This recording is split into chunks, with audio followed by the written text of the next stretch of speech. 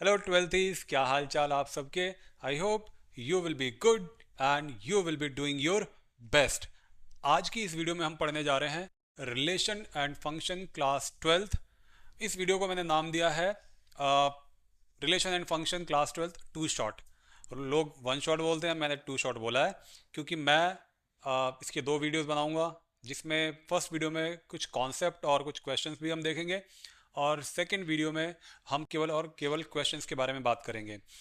इन दो वीडियो को देखने के बाद आपको रिलेशन एंड फंक्शन में बहुत अच्छे से कमांड हो जाएगी। आप एग्ज़ाम में कोई भी क्वेश्चन छोड़ के नहीं आओगे, ये मेरा वादा है आपसे। और आपको एग्ज़ाम में आंसर लिखते समय भी कोई डर नहीं लगेगा, क्योंकि इस डर को तो हम डरा देंगे और बोर्ड एग्ज़ाम में अपना झंडा भी फहरा देंगे। So without any delay, let's begin the class. तो चलिए देखते हैं Cartesian product of two sets. देखिए, ये कोई आपके लिए नया टॉपिक तो है नहीं, ये क्लास 11 में आप पढ़ चुके हो, लेकिन फिर भी मैं आपको एक बार रिवाइज करा रहा हूँ सो दैट कि आप रिलेशन एंड फंक्शन को बहुत ईजिली आप उसे समझ पाओ। देखो, हमारे पास मान लेते हैं कि दो सेट हैं। एक सेट है ए, जिसके अंदर एलिमेंट ए कॉमा बी, और एक सेट है हमारे पास बी, जिसके अंदर एलिमेंट हमारे पास सी कॉमा डी। और हम यहाँ पर दोनों सेट के बीच में कार्टेशियन प्रोडक्ट ढूंढना चाहते हैं। तो पहली बात यह कि कार्टेशियन प्रोडक्ट ढूंढेंगे कैसे। आपको इसके लिए यहाँ पर ए क्रॉस बी फाइंड आउट करना पड़ेगा। अब ए क्रॉस बी का क्या मतलब है? ए क्रॉस बी का मतलब है कि आपने पहले सेट का आपने अगर एलिमेंट ए लिया है, तो ए का पेयर आपको सी के साथ, ए का पेयर आपको डी के साथ, पहले आपको इनको लिखना होगा। मतलब ये हो गया ए कॉमा सी, फिर ए का पेयर आप डी के साथ बनाओगे तो ए डी। फिर जब ये ए के साथ ये कंप्लीट हो जाएगा ना, तो उसके बाद बी के लिए लोगे आप। तो बी का जब आप पेयर बनाओगे तो बी कॉमा सी, और फिर बन जाएगा आपका बी कॉमा डी। ठीक है, तो ये हमारा हो गया Cartesian product of two sets. तो कुछ ज़्यादा बड़ी बात तो है नहीं, जो सेट दे रखा होगा उसके एलिमेंट को लेना है और दूसरे वाले सेट के हर एक एलिमेंट के साथ पेयर बनाना है और उसको एक कर्ली ब्रेसेस के अंदर लिखना है और एक सेट तैयार हो जाएगा। इसी को हम बोलते हैं Cartesian product of two sets. ठीक है, तो आई बिलीव आप ये समझ चुके होंगे कि Cartesian product of two sets क्या होता है। चलिए, बहुत ज़रूरी है रिलेशन एंड फंक्शन को समझने के लिए। तो इसको हम हटाते हैं यहाँ से थोड़ी देर के लिए अलग, क्योंकि ये तो हमने समझ लिया। अभी मैं इसको थोड़ी देर के लिए यहाँ कर देता हूँ और बात करते हैं अब कि रिलेशन क्या होता है। ठीक है, तो अब हमारा न्यू टॉपिक हो गया कि व्हाट इज़ रिलेशन। रिलेशन को समझते हैं। देखिए, अगर हम रिलेशन की बात करते हैं तो रिलेशन क्या है। R is a relation, R is a relation from set A to set B. अगर आपको वीडियो बोरिंग लगे ना तो प्लीज़ इसे फास्ट फॉरवर्ड करके ना आप इसे देख लेना, पर समझ लेना, क्योंकि मैं बेसिक कॉन्सेप्ट आपको इसलिए बता रहा हूँ ताकि आपको कोई कन्फ्यूज़न ना रह जाए। आर एक रिलेशन है जो कि सेट ए से सेट बी में लगाया गया है, such that such that such that R is a subset of A cross B. ठीक है, ये बात है। यानी सेट ए हमारे पास कोई है, सेट बी कोई हमारे पास है, और दोनों नॉन एम्प्टी सेट है और उनके बीच में ये आर कोई रिलेशन लगाया गया है। वो रिलेशन ए क्रॉस बी का सबसेट होना चाहिए। नहीं समझ में आया ना कि क्या लिखा हुआ है? एक्चुअली में मैथमेटिकल डेफिनेशन है, मैथमेटिकल डेफिनेशन ऐसे समझ में नहीं आती है। तो हमें क्या करना पड़ेगा, इसके लिए कुछ लेना पड़ेगा एग्जाम्पल। ठीक है, तो एक एग्जाम्पल लेता हूँ, बहुत ही सुंदर सा एग्जाम्पल लेता हूँ सो दैट कि आप इसे ईजिली समझ पाओ। चलो एक काम करते हैं, मैं यहाँ पर एक सेट लेता हूँ ए, ये सेट ले लिया मैंने यहाँ पर बी, सेट ए और सेट बी। तो सेट ए में मैं कुछ एलिमेंट यहाँ पर लिख देता हूँ। मैंने लिख दिया मोदी, नरेंद्र मोदी जी है ना, योगी जी, और अरविंद केजरीवाल, और मायावती जी, अखिलेश यादव, ठीक है। और यहाँ ले लेते हैं सलमान खान। चलो अब सेट बी में कुछ एलिमेंट ले लेते हैं। मान लेते हैं यहाँ पर हम लिख लेते हैं यहाँ पर DDLJ, यहाँ लिख लेते हैं वांटेड, ठीक है। और यहाँ लिख लेते हैं BSP, कांग्रेस, कांग्रेस। और ये हो जाएगा यहाँ पर आप, और ये हो गया SP, सपा, समाजवादी पार्टी। बात सुनना आप बहुत ध्यान से। तो सेट ए में भी आपने देखा कि हमारे पास नॉन एम्प्टी सेट हो गया ये, और सेट बी में हमारा नॉन एम्प्टी सेट हो गया। इसमें भी कुछ एलिमेंट है, इसमें भी कुछ एलिमेंट है। अब सेट ए से सेट बी के बीच में एक स्टेटमेंट लिख रहा हूं मैं। सेट ए से सेट बी के बीच में एक स्टेटमेंट लिख रहा हूं, बहुत ध्यान सुनना। मैंने ये लिखा A is a political leader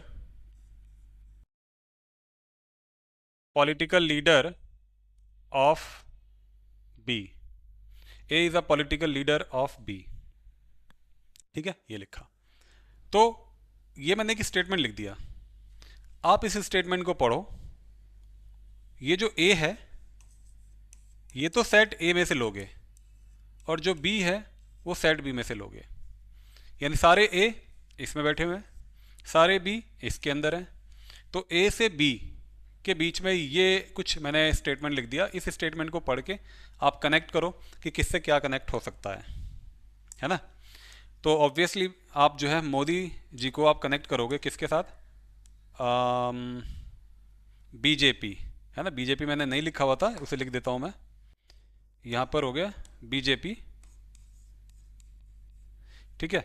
तो मैंने लिखा यहाँ पर, हाँ, मोदी जी को कनेक्ट किया हमने यहाँ पर बीजेपी के साथ। योगी जी को भी कनेक्ट कर दिया बीजेपी के साथ। अरविंद केजरीवाल, मिस्टर अरविंद केजरीवाल कहाँ कनेक्ट होंगे? अरविंद केजरीवाल कनेक्ट होंगे आपके साथ। मायावती जी कनेक्ट होंगी BSP के साथ। अखिलेश यादव जी कहाँ कनेक्ट होंगे? SP के साथ। अब ये जो सलमान खान है ये किसी के साथ कनेक्ट नहीं हो सकते। क्यों नहीं हो सकते?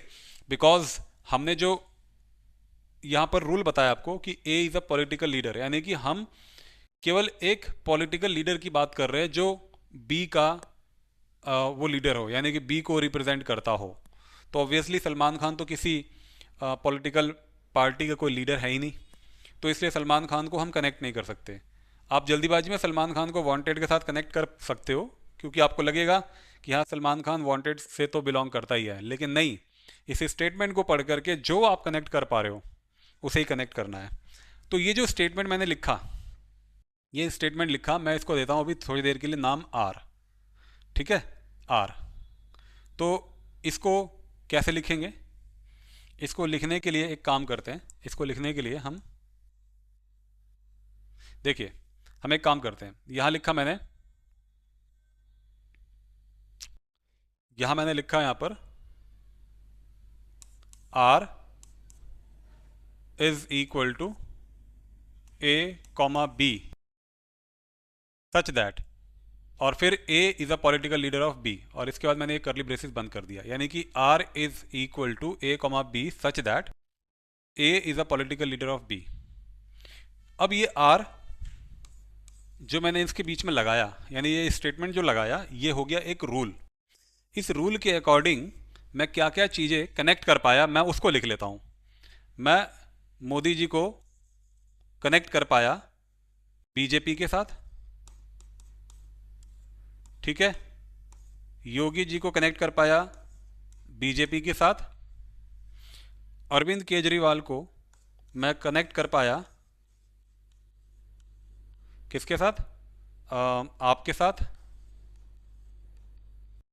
ठीक है। अब मायावती जी को मैंने कनेक्ट कर पाया BSP के साथ, ठीक है। और अखिलेश यादव जी को मैं यहाँ पर कनेक्ट कर पाया SP के साथ। बाकी और में कोई इसमें से कोई भी और एलिमेंट जैसे बचा हुआ सलमान खान, इसको मैं किसी के साथ कनेक्ट नहीं कर पाया क्योंकि इस स्टेटमेंट के अकॉर्डिंग यही कनेक्ट कर सकता था। अब बात ये आती है, बात ये आती है कि क्या ये रिलेशन है, ये रिलेशन है। भाई रिलेशन होने के लिए अब मुझे पहले देखना पड़ेगा कि जो मेरे पास ये दोनों नॉन एम्प्टी सेट हैं ए और बी, इनका क्रॉस प्रोडक्ट क्या बनता है। इनका क्रॉस प्रोडक्ट यानी ए क्रॉस बी का अगर मैं क्रॉस प्रोडक्ट ढूंढता हूँ तो आप देखो मोदी से स्टार्टिंग होगी, है ना। अभी हमने क्रॉस प्रोडक्ट पीछे भी सीखा, कार्टेशियन प्रोडक्ट। तो मोदी जी की स्टार्टिंग होगी, पहले मोदी जी स्टार्ट करेंगे कनेक्ट होना किससे, डी डी एल जी, ठीक है। उसके बाद उसके बाद हम धीरे धीरे मोदी जी वांटेड, मोदी बीएसपी, मोदी कांग्रेस, मोदी आप, Modi SP and Modi BJP, ये हमारे पास पेयर बनेंगे, ठीक है, पेयर बनेंगे। फिर उसके बाद हम मिस्टर योगी जी को भी कनेक्ट करेंगे तो D D L G wanted, BSP Congress, आप, एसपी बीजेपी, ये सारे हमारे कार्टेशियन प्रोडक्ट बनते चले जाएंगे। ऐसे हम अरविंद केजरीवाल, है ना, और D D L J Arvind wanted, Arvind BSP, Arvind Congress, इस तरीके से हम इनको इसके ऑर्डर पेयर बनाते जाएंगे। तो जब हम इस प्रोसेस को आगे बढ़ाएंगे तो लास्ट वाला क्या पेयर बनेगा, लास्ट वाला जो पेयर बनेगा वो हो जाएगा सलमान, सलमान और बीजेपी। और जो ये डॉटेड मैंने ये पॉइंट्स बनाए हैं, तो इस डॉटेड पॉइंट का मतलब है कि जितने भी कार्टेशियन प्रोडक्ट हम बना सकते हैं सारे के सारे सभी एलिमेंटों के, वो सब इन डॉटेड में हैं। अब सवाल ये पैदा होता है कि ये जो M BJP, Y BJP, Modi BJP, Yogi BJP, Arvind AAP, Mayawati BSP, Akhilesh SP, ये जो ऑर्डर पेयर हैं जो इस स्टेटमेंट की वजह से आए थे, तो क्या ये सब इसमें मिलेंगे? बिल्कुल मिलेंगे, बिल्कुल मिलेंगे। इसलिए ये जो आर है ना, आर, ये जो आर है, इस आर को अब बोल सकते हो कि R is a subset of A cross B, क्योंकि ये सारे, इस आर के सारे एलिमेंट ए क्रॉस बी में आपको दिखाई देंगे। इस वजह से ये जो आर यानी कि ये रूल रिलेशन कहलाएगा। So therefore R is a relation, ठीक है। तो ये आर क्या हो गया, एक रिलेशन हो गया। अब ये तो हमें समझ में आ गया कि आर एक रिलेशन है और वो कब और किस केस में होता है, ठीक। अब बात करेंगे कि रिलेशन हमारे पास वैसे तो टाइप बहुत सारे हैं, पर मैं उतना ही डिस्कस करूंगा जो कि इस सेशन को कंप्लीट करे और आपको एग्जाम में आपके आंसर्स लिखने में आपकी हेल्प करे, ठीक है। ज़्यादा डिटेलिंग मैं करूंगा नहीं, डिटेलिंग के लिए और दूसरी क्लास हम देख सकते हैं, डिटेल जिसमें एक्सप्लेनेशन वाली हमने पूरी पूरी बात कही हुई है, आप उसे भी देख सकते हो। तो बात करते हैं यहाँ पर कि रिलेशन में हम आगे क्या पढ़ेंगे।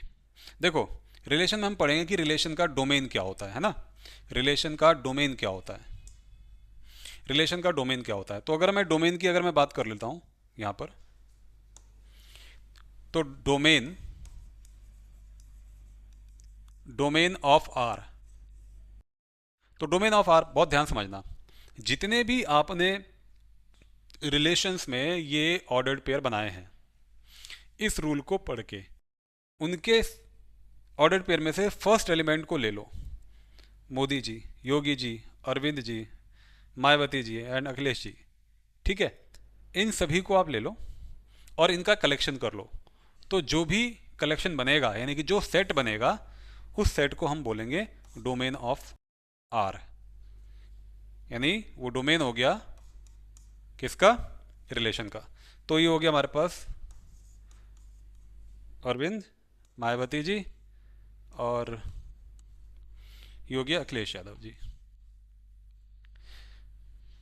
तो ये हमारे पास डोमेन ऑफ आर हो गया। तो हमेशा जो डोमेन ऑफ आर होगा वो रिलेशन के अंदर से ही निकाला जाता है। ऐसा नहीं है कि आपने ये जो सेट पढ़ लिया इसमें से आपने जो है रिलेशन डोमेन बता दिया। ये डोमेन में देखो सलमान खान कहीं भी नहीं आया, है ना, तो ये नहीं था। तो इसलिए हम रिलेशन का डोमेन अगर देखेंगे तो रिलेशन बनाने के बाद ही उसके अंदर से निकालते हैं। अब बात करते हैं यहाँ पर रेंज, रेंज ऑफ आर। अब रेंज ऑफ आर क्या है, the collection of all second element from the relation. जो भी आपने रिलेशन बनाया है ना ये वाला, इसमें से सेकेंड एलिमेंट्स का जो कलेक्शन है, सेकेंड एलिमेंट्स का जो कलेक्शन है वो आपका क्या है, रेंज ऑफ आर है, मतलब बीजेपी और आप, बीएसपी, एसपी। अगर 2 बार कोई एलिमेंट रिपीट हो रहा होगा ना तो उसको सिंगल टाइम ही लिखना होता है। तो ये हो गया बीजेपी, आप, ठीक है, और बीएसपी, और ये हो गया एसपी। ठीक है, तो बीजेपी, आप, एस, बीएसपी, एसपी, ये हमारे पास रेंज ऑफ आर हो गया। अब रहा सवाल कि कोडोमेन ऑफ आर क्या होगा। देखो, कोडोमेन ऑफ आर के लिए बहुत सिंपल सी बात है। Codomain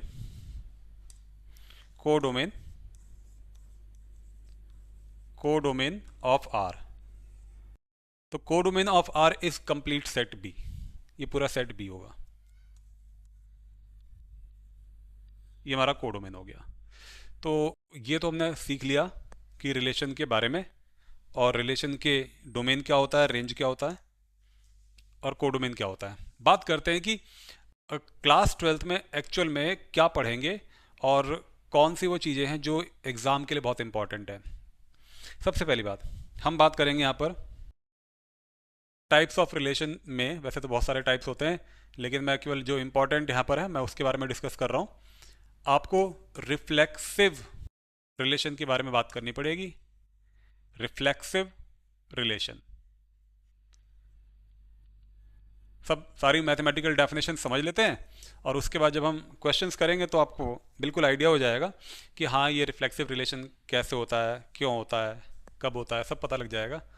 if if A comma A, ठीक है, belongs to R for all A belongs to set A.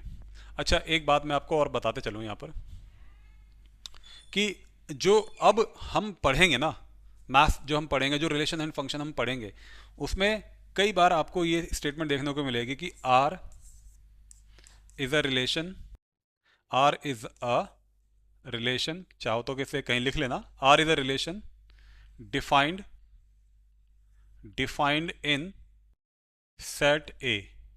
Set भी नहीं बोलेगा तो डिफाइंड इन ए। इसका मतलब ये हो गया कि भैया अब की बार जो है ना, ये सेट ए और सेट बी दोनों ही सेम सेट होंगे। यानी सेट ए चाहे कुछ भी हो, चाहे वो नेचुरल नंबर का सेट हो, चाहे वो इंटीजर का सेट हो, चाहे वो होल नंबर का सेट हो, कुछ भी हो, है ना, इसके एलिमेंटों का कनेक्शन सेम सेट में लगेंगे, यानी सेट ए से सेट ए में ही। ये मतलब होता है R is a relation defined in set A. Set B की जगह पर सेट ए ही यूज करना पड़ेगा जब ऐसा कुछ बोलेगा। ठीक है, तो यहां पर भी जो बात बोली हुई है, आपसे क्या बोली हुई है, आपसे ये बोला गया है कि भाई हमारे पास A comma A belongs to R, मतलब ए सेट ए का कोई एलिमेंट है, पहले वाले सेट का कोई एक एलिमेंट है, और वो सेट ए यानी कि जो सेट बी के प्लेस पर जो दूसरा सेट था उसमें से किसी एलिमेंट ए, है ना, जो उसके जैसा दिखता है, बिल्कुल सेम वही है, उसको रिलेट करता है, उससे रिलेशन इस्टेब्लिश करता है, अपना रिलेशन खुद के साथ। ये मतलब है। तो जब मैं क्वेश्चन कराऊंगा तो आपको बहुत अच्छे से एक्सप्लेन करूंगा कि वहां पर इसका क्या मतलब है। फिलहाल के लिए इतना। अब बात करते हैं आगे। अब हमने रिफ्लेक्सिव सीख लिया, अब हम बात करते हैं सिमेट्रिक रिलेशन की। सिमेट्रिक रिलेशन की बात करते हैं। देखो, अगर मैं आपसे कहता हूं कि ए कॉमा बी रिलेशन को बिलोंग करता है, यानी जो रूल है उस रूल को पढ़ के ए और बी आपस में रिलेट कर पाए, है ना, और अगर ऐसा है और ऐसा होने के बाद इसके ऑपोजिट यानी बी और ए भी इसी रूल को फॉलो कर जाते हैं, जो भी रूल होगा, है ना, रूल दिया होगा क्वेश्चन में, उस रूल को अगर फॉलो कर जाते हैं तो इसका मतलब ये है कि बी कॉमा ए भी अगर रिलेशन को बिलोंग कर जाता है, तब हम ये बोलेंगे कि R is a symmetric relation.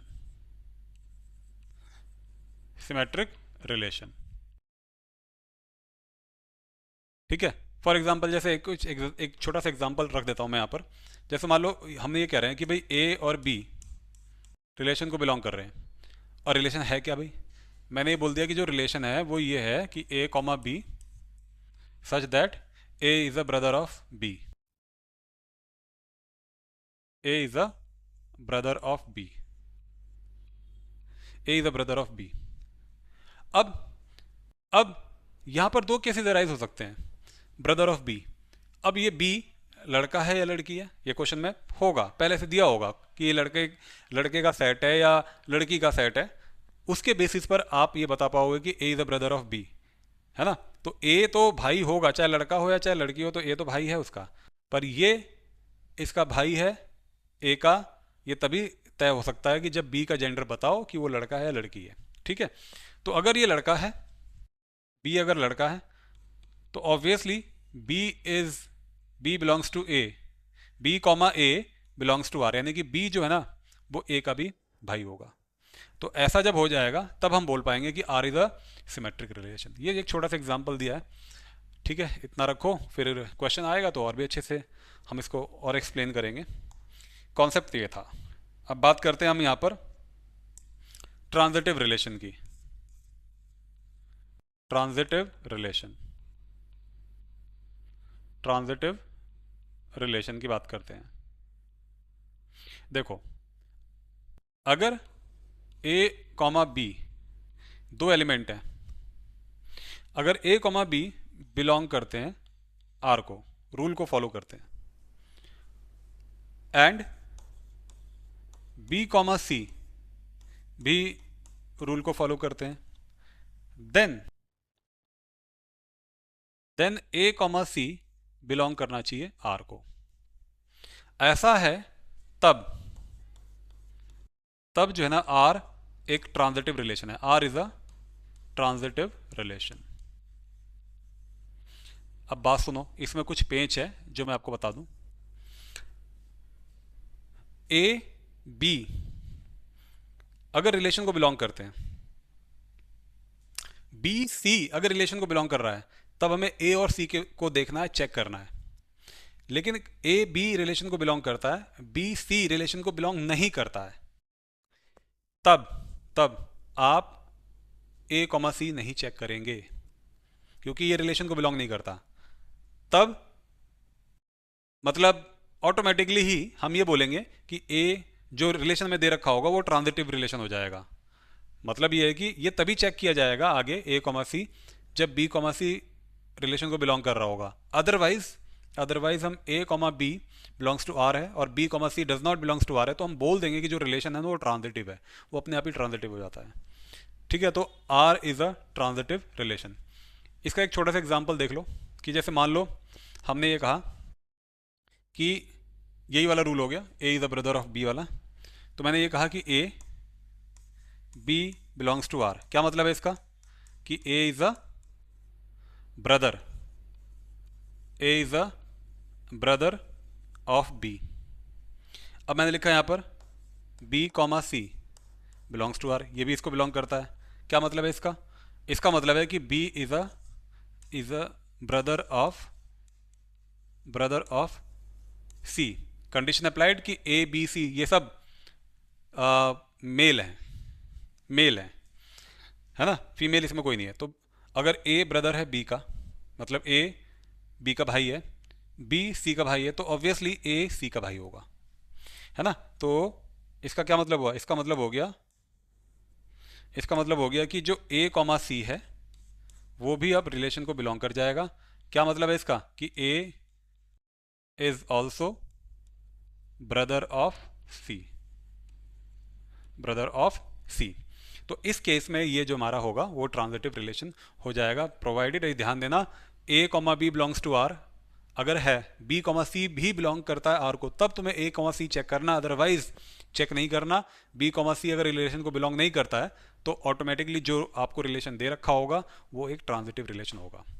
अच्छा, किसी रिलेशन में अगर ये तीनों कंडीशन अप्लाई हो जाए कि वो रिफ्लेक्सिव भी हो जाए, वो सिमेट्रिक भी हो जाए, वो ट्रांजिटिव भी हो जाए, तो वो रिलेशन कुल मिलाकर के इक्विवेलेंस रिलेशन हो जाता है। क्या बोलते हैं उसे? Equivalence relation.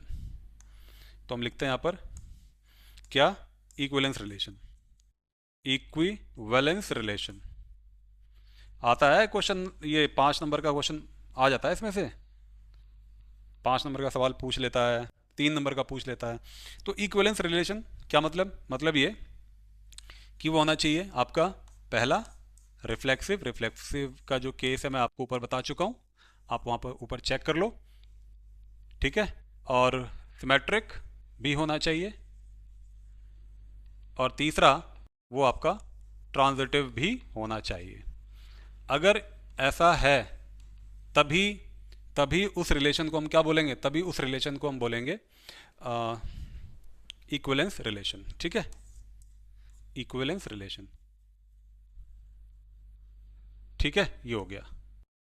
अच्छा, अब बात कर लेते हैं इसमें और क्या चीज़ें हम पढ़ेंगे। इक्विवेलेंस रिलेशन के बाद इसमें हम पढ़ेंगे इक्विवेलेंस क्लास। तो अब हम बात कर लेते हैं इक्विवेलेंस क्लास की। और यकीन मानो कि ये जो टॉपिक है रिलेशन एंड फंक्शन का सबसे इम्पॉर्टेंट और सबसे डिफ़िकल्ट टॉपिक है। हमेशा कन्फ्यूज़न रहता है कि इक्विवेलेंस क्लास क्या है, पर मैं आपको बहुत इजी वे में और बहुत ही शानदार तरीके से आपको बताने वाला हूँ कि इक्विवेलेंस क्लास क्या है। बस आपको पेशेंस के साथ मुझे सुनना है और जो मैं बोर्ड पे लिख रहा हूँ उसे देखना है, ठीक है। तो सबसे पहली बात है कि इक्विवेलेंस क्लास होता कब है। देखो, इक्विवेलेंस क्लास के लिए कुछ कंडीशंस हैं। पहला कि जो आर है, आर मतलब relation, R should be an equivalence relation, यानी कि जो आर है ना वो एक इक्विवेलेंस रिलेशन होना चाहिए। पहली बात तो ये हो गई, ठीक है। दूसरी बात कि सेट ए यानी आर जिस सेट के अंदर डिफाइंड होगा उस सेट के हर एक एलिमेंट का इक्विवेलेंस क्लास आपको मिलेगा। तो हम लिखते हैं every element of set A must have equivalence class,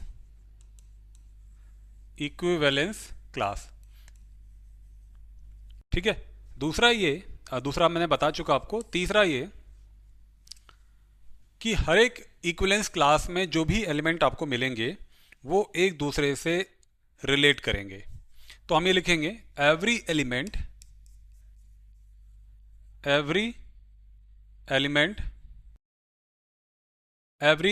of equivalence class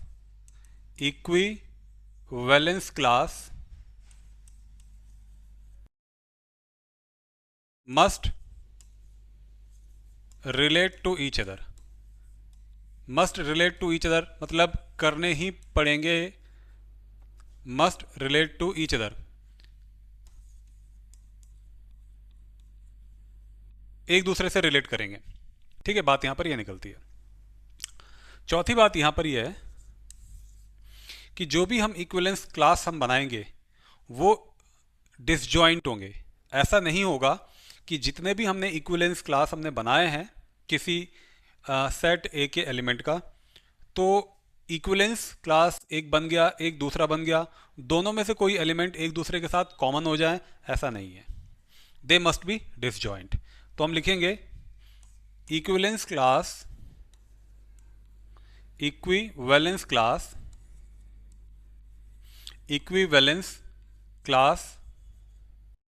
must be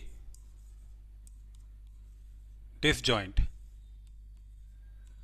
ठीक है। डिसजॉइंट मतलब ये है कि जैसे मान लो कि एक इक्विवेलेंस क्लास ए आई है और एक इक्विवेलेंस क्लास ए जे है। अभी आपको बिल्कुल नहीं समझ में आएगा, जब मैं कुछ इसका एग्जांपल दूंगा तो आपको बहुत अच्छे से समझ में आएगा।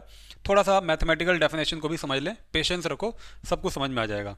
ए आई ए जे, ये एक इक्विवेलेंस क्लास ये हो गया, एक ये हो गया।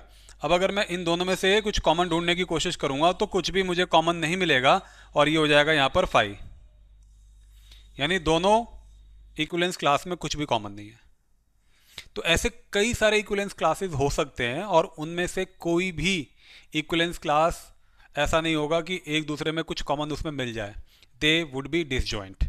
हाँ, ऐसा जरूर हो सकता है, ऐसा जरूर हो सकता है कि ये वाला अगर इक्विवेलेंस क्लास इसके साथ अगर कुछ कॉमन मिल रहा है तो एक ही कॉमन नहीं मिलेगा, सारे एलिमेंट इसके और उसके एक दूसरे से मैच करेंगे या कॉमन होगा, जिसको हम बोल सकते हैं कि आइडेंटिकल इन नेचर हो जाएगा। ठीक है। अच्छा, अब पांचवी बात यहाँ पर यह है कि जितने भी इक्विवेलेंस क्लास हमें मिलेंगे सेट ए के सभी एलिमेंटों के, पहली बात कि वो सब के सब आपके पास डिसजॉइंट है ना। मान लो ये सब हमारे पास इक्विवेलेंस क्लासेस हमें मिलती चली गई। अब अगर मैं इन सभी इक्विवेलेंस क्लासेस का अगर यूनियन निकालने जाऊं, अगर मैं यूनियन निकालने जाऊं, लाइक कि A I union A J union A Q union A R, इस तरीके से आगे, तो जो भी यूनियन मिलेगा ना वो सेट ए होगा, वो कंप्लीट सेट ए होगा। ठीक है, ध्यान से सुन लो। अच्छा, अब बात सुनो, ये तो हो गई चार पांच बातें जो मैंने इक्विवेलेंस क्लास से रिलेट करके लिखी हुई हैं। एक बात और बता दूं, अगर कोई सेट ए है और उसका हम इक्विवेलेंस क्लास ढूंढ रहे हैं, है ना, तो उसको डिनोट कैसे करेंगे। मान लो कि हमारे पास ये जो ए मैंने जो लिखा है ये एलिमेंट है ए, जो कि सेट ए के अंदर पाया गया। अब मुझे इसका इक्विवेलेंस क्लास ढूंढना है तो उसको हम ऐसे लिखेंगे। अब इसके बाद इसको लिखने का क्या मतलब है, इसका मतलब हो गया कि x comma A such that, यानी x कॉमा ए बिलोंग करना चाहिए आर को। यानी कि अगर मैं इक्विवेलेंस क्लास ए ढूंढने जा रहा हूं, ए का इक्विवेलेंस क्लास ढूंढने जा रहा हूं, तो x comma A belongs to R. अब आप सुनो, बहुत ध्यान सुनो, ए क्या है, ए होता है सेट बी का एलिमेंट, क्योंकि सेकंड प्लेस पे लिखा है। x क्या है, सेट ए का एलिमेंट। यानी कि इससे ये पता लगता है कि अगर हमें इस ए जो कि सेकंड सेट में मिलेगा, आपको बी सेट में मिलेगा, बी सेट ए सेट भी हो सकता है, क्योंकि दोनों आर तो डिफाइंड हो सकता है सेट ए से ए में, या आर डिफाइंड हो सकता है सेट ए से सेट बी में। लेकिन ये जो ए है हम इसकी बात कर रहे हैं जो दूसरे वाले सेट का है, तो दूसरे वाले सेट का एक कोई एक एलिमेंट है ना। इसके लिए सेट ए के कौन कौन से एलिमेंट मिलेंगे जो इस रूल को फॉलो करेंगे, जो इस रिलेशन को फॉलो करेंगे, इस रूल को मानेंगे, वो एलिमेंट हमें ढूंढने होते हैं। यही मतलब होता है कि इक्विवेलेंस क्लास ऑफ ए, इसको हम ऐसे डिनोट करेंगे। अच्छा, अब बात करते हैं, इसको थोड़ा पिक्टोरियल मेथड से भी समझने की कोशिश करते हैं। देखो, मान के चलते हैं कि हमारे पास ये कोई सेट ए हो गया। ठीक है, ये हमारे पास कोई सेट ए हो गया, ये पूरा सेट ए है आपका, मान लो ये पूरा सेट ए। तो अगर मैं इसको ऐसे लिख दूं, ये पूरा सेट ए है मान लेते हैं। आपने क्या किया, इस सेट ए के छोटे छोटे टुकड़े कर दिए।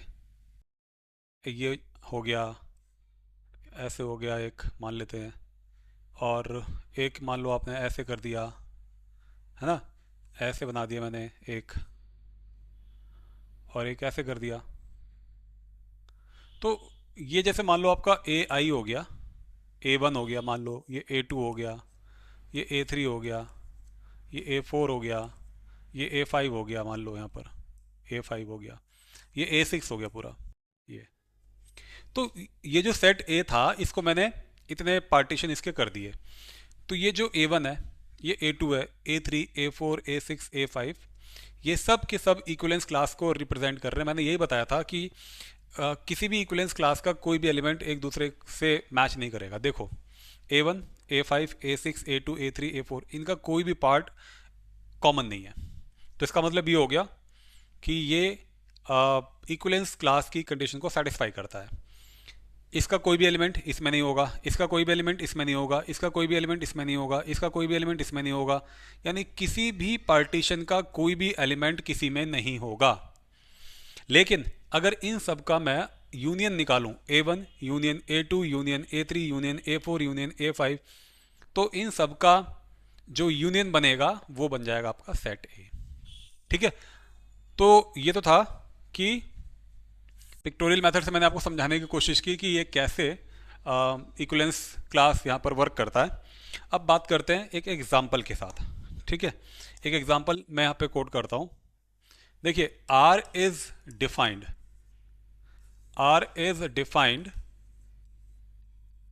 इन सेट ए।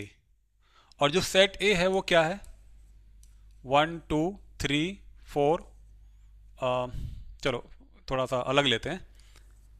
ऐसा करते हैं कि मैं ये बोलता हूँ कि x तो जो यहाँ पर है वो बिलोंग करता है z को, वो भी इस तरीके से कि जो x हमारा है वो ग्रेटर देन और इक्वल टू 0 है बट लेस देन और इक्वल टू 12 है।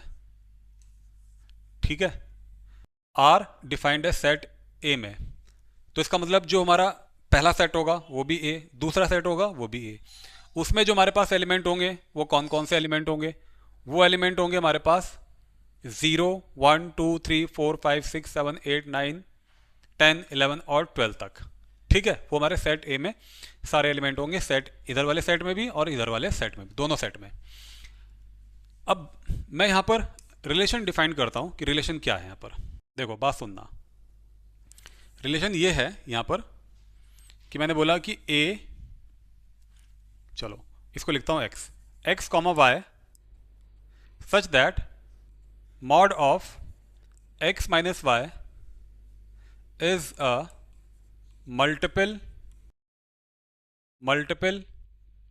of 3। तो मैंने कुछ 4-5 बातें जो बताई थी उनको एक बार हम यहाँ पर रिमाइंड करते हैं। पहला कि ये जो रिलेशन मैंने लिखा है, क्या ये इक्विवेलेंस रिलेशन होगा, बिल्कुल होगा, करके देख लेना। इक्विवेलेंस रिलेशन होगा, ये रिफ्लेक्सिव की कंडीशन को भी सेटिस्फाई करेगा, सिमेट्री की कंडीशन को भी सेटिस्फाई करेगा, ट्रांजिटिव की कंडीशन को भी सेटिस्फाई करेगा। इक्विवेलेंस रिलेशन ये है। अच्छा, अब अगर ये इक्विवेलेंस रिलेशन है तब सेट ए के हर एक एलिमेंट का मैं इक्विवेलेंस क्लास ढूंढ सकता हूँ। ठीक है, हर एक एलिमेंट का मैं इक्विवेलेंस क्लास ढूंढ सकता हूँ। फिलहाल के लिए मैं इसमें से सिर्फ एक एलिमेंट उठा रहा हूँ 1, तो मैं 1 का इक्विवेलेंस क्लास ढूंढूंगा, 1 का मैं इक्विवेलेंस क्लास ढूंढूंगा। ठीक है, 1 का इक्विवेलेंस क्लास ढूंढूंगा। अब मैं किसी से अगर पूछूं कि भाई 1 का इक्विवेलेंस क्लास, तो ये सेट ए में होगा या सेट बी में होगा? ऑब्वियसली ये सेट बी के अंदर होगा। तो सेट बी में अगर 1 है तो ये 1 सेट ए के किस किस एलिमेंट से रिलेट कर रहा होगा, ये चीज़ हमें बतानी है। ये उन नंबर्स का हमें सेट बताना है, किस किस एलिमेंट से वो कनेक्ट होगा। ठीक है, तो बात सुनो बहुत ध्यान से। तो अब मैं अगर 1 का इक्विवेलेंस क्लास ढूंढूंगा तो मैंने आपको लिखने का तरीका बताया था, x कॉमा 1। तो मैं x तो नहीं लिख रहा, अब मैं लिख लेता हूं यहां पर, मैं यहां लिख देता हूं, चलो x ही लिख लेता हूं, x comma 1, x comma 1 belongs to r। अगर मैं 1 का इक्विवेलेंस क्लास ढूंढूंगा तो x कॉमा 1 रिलेशन को बिलोंग करना चाहिए। ठीक है, ये मतलब है। तो चलो, अगर ये x कॉमा 1 रिलेशन को बिलोंग करेगा तो मैं क्या लिखूंगा, मैं लिखूंगा mod of x minus 1, mod of x minus 1, mod of x minus 1 is a multiple of 3, is a multiple of 3। तो अगर मल्टीपल ऑफ 3 अगर ये आएगा तो क्या क्या आ सकता है, देखो अगर ये मल्टीपल ऑफ 3 अगर होगा तो 3 इंटू 0 0, तो 0 भी हो सकता है, और 3 1 जा 3 3 भी हो सकता है, 3 2 जा 6 6 भी हो सकता है, 3 3 जा 9 9 भी हो सकता है, एंड 3 4 जा 12 12 भी हो सकता है, क्योंकि ये सब 3 के मल्टीपल है। पर हमें तो ये x ढूंढना है ना। तो अब बात सुनो, तो मॉड ऑफ x माइनस 1, तो x माइनस 1 0 3 6 9 एंड 12, ये तो पॉजिटिव ही आएगा। अब अगर मैं 0 के साथ देखूं तो x की वैल्यू क्या क्या आ सकती है, -1, 0 को लूं अगर तो +1 आएगा, अगर 3 लेता हूं तो -1 3 यानी प्लस का 4 हो जाएगा, -1 6 लेता हूं तो ये 7 हो जाएगा, और -1 9 लेता हूं तो ये बन जाएगा आपका 10 बन जाएगा, और -1 12 लेता हूं तो 13 बन जाएगा। बट ये 13 आपका नहीं होगा, क्यों? क्योंकि ये x तो सेट ए के अंदर लाई करेगा ना, और सेट ए में 13 है ही नहीं। तो इसका मतलब हमारे पास जो इक्विवेलेंस क्लास ऑफ 1 हुआ, इक्विवेलेंस क्लास ऑफ 1 वो क्या क्या हो गया, 1 4 7 और 10। ठीक है, ये इक्विवेलेंस क्लास हो गया 1 के लिए। एक और एग्जांपल लेता हूं सो दैट कि आप ये भी तो समझ पाओ। अच्छा, एक चीज मैंने ये भी बताया था कि इक्विवेलेंस क्लास के हर एक एलिमेंट एक दूसरे से रिलेट करते हैं। देखो कैसे, 1 और 4 लिया तो 1 माइनस 4 मॉड निकाल लो, 3 आ गया, तो 3 इज अ मल्टीपल ऑफ है ना, 3 इज अ मल्टीपल ऑफ 3, तो मल्टीपल ही है, 3 वन द 3 करके आएगा। और 7 माइनस 4 ये भी 3 हो गया, 7 माइनस 1 6 हो गया, तो ये भी 3 के मल्टीपल है। और 10 माइनस 7 ये भी आ गया 3, और 10 में से 1 माइनस किया 9, 10 में से 4 माइनस किया 6, 10 माइनस 7, यानी हर एक एलिमेंट एक दूसरे के साथ रिलेट कर रहा है। रिलेट करने मतलब है इस रूल को फॉलो कर रहा है। ये बात समझ में आ गई। अच्छा, अब अगर हम बात करते हैं यहाँ पर, अगर हम बात करते हैं अब एक और एग्जांपल लेता हूँ सुंदर सा। मान लो कि मैंने ये कहा कि भाई मुझे इक्विवेलेंस क्लास ढूंढनी है 0 के लिए, है ना, तो मैं इसे क्या लिखूंगा, x, 0 बिलोंग करना चाहिए रिलेशन को, x, 0 रिलेशन को बिलोंग करना चाहिए। इक्विवेलेंस क्लास का मतलब यहाँ पर ये है। अब ये 0 सेट बी का है, ये x कहाँ का है, सेट ए का। अब सेट ए के कौन कौन से एलिमेंट इस 0 से कनेक्ट है मुझे ये पता करना है, वही हमारा इक्विवेलेंस क्लास होगा। अब देखो, अगर ये रूल को फॉलो करेगा तो मॉड ऑफ x माइनस 0 ये क्या होना चाहिए, मल्टीपल ऑफ 3 होना चाहिए। और मल्टीपल ऑफ 3 में क्या क्या आ सकता है, 0, 3, 6, 9 और 12 आ सकता है। ये मैंने अभी आपको बताया, 0, 3, 6, 9 और 12 आ गया। बहुत इंपॉर्टेंट टॉपिक है, बहुत ध्यान समझ लेना, मज़ा आ जाएगा अगर आपने ये टॉपिक समझ लिया तो। 0, 3, 6, 9 एंड 12 मॉड आया तो x माइनस 0, 0, 3, 6, 9 और 12। तो x माइनस 0 इक्वल टू 0 के लिए x इक्वल टू 0, 3 के लिए 3, 6, फिर 9 एंड 12। तो x की वैल्यू ये आ गई। इसका मतलब ये हो गया कि जो इक्विवेलेंस क्लास ऑफ 0 है वो क्या हो जाएगा, 0, 3, 6, 9 और 12। अब एक बात बताओ, ये इक्विवेलेंस क्लास आपने ढूंढा 0 का, ये इक्विवेलेंस क्लास ढूंढा आपने 1 का, इन दोनों में कुछ कॉमन है, देख लो, 1, 4, 7, 10, 0, 3, 6, 9, 12, एक भी एलिमेंट इसमें और इसमें का कॉमन नहीं है, एक भी कॉमन नहीं है। यही मैं आपको बताने की कोशिश कर रहा था कि जो भी हम इक्विवेलेंस क्लास निकालते हैं उनमें कोई भी एलिमेंट एक दूसरे से मैच नहीं करेगा। दोनों का इंटरसेक्शन निकालोगे 5 आएगा, इसका और इसका इंटरसेक्शन 5 आएगा, ठीक है। हाँ, लेकिन इक्विवेलेंस क्लास के एलिमेंट आपस में एक दूसरे से रिलेट कर सकते हैं, वो भी मैंने आपको यहाँ पे बताया। So this is the meaning of equivalence class, ठीक है। अब हम बात कर लेते हैं यहाँ पर फंक्शन की, कि फंक्शन क्या है। हमने रिलेशन तो समझ लिया, अगर हमने रिलेशन समझ लिया है तो फंक्शन समझना अब कोई मुश्किल काम नहीं रह गया है। देखो, अगर मैं ये बोलूँ कि फंक्शन क्या है, तो function is a special kind of relation in which every element of set A must be connected with some element of set B। नहीं समझ में आया ना, हिंदी में बोलता हूँ। फंक्शन एक स्पेशल टाइप ऑफ रिलेशन होता है, ठीक है, जिसमें सेट ए के सभी एलिमेंट सेट बी के कुछ एलिमेंटों के साथ कनेक्ट होते हैं, and this connection should be unique, और जो ये कनेक्शन है वो यूनिक होता है, ठीक है। अभी भी नहीं समझ में आया ना, चलो इसको एक एग्जाम्पल लेते हैं और फिर इसको हम समझते हैं कि फंक्शन यहाँ पर होता क्या है। देखो, यहाँ पर मैं एक छोटा सा एक पिक्चर ड्रॉ कर रहा हूँ सो दैट कि आपको फंक्शन समझा सकूँ। मान लो ये एक मशीन है, ये एक मशीन है, पर मशीन ये क्या काम करती है, मशीन के ऊपर यहाँ कुछ बटन्स यहाँ पर दिए गए हैं, ये कुछ बटन्स हैं यहाँ पर, और बटन दबाने के बाद कुछ यहाँ पर प्रोसेसिंग होती है,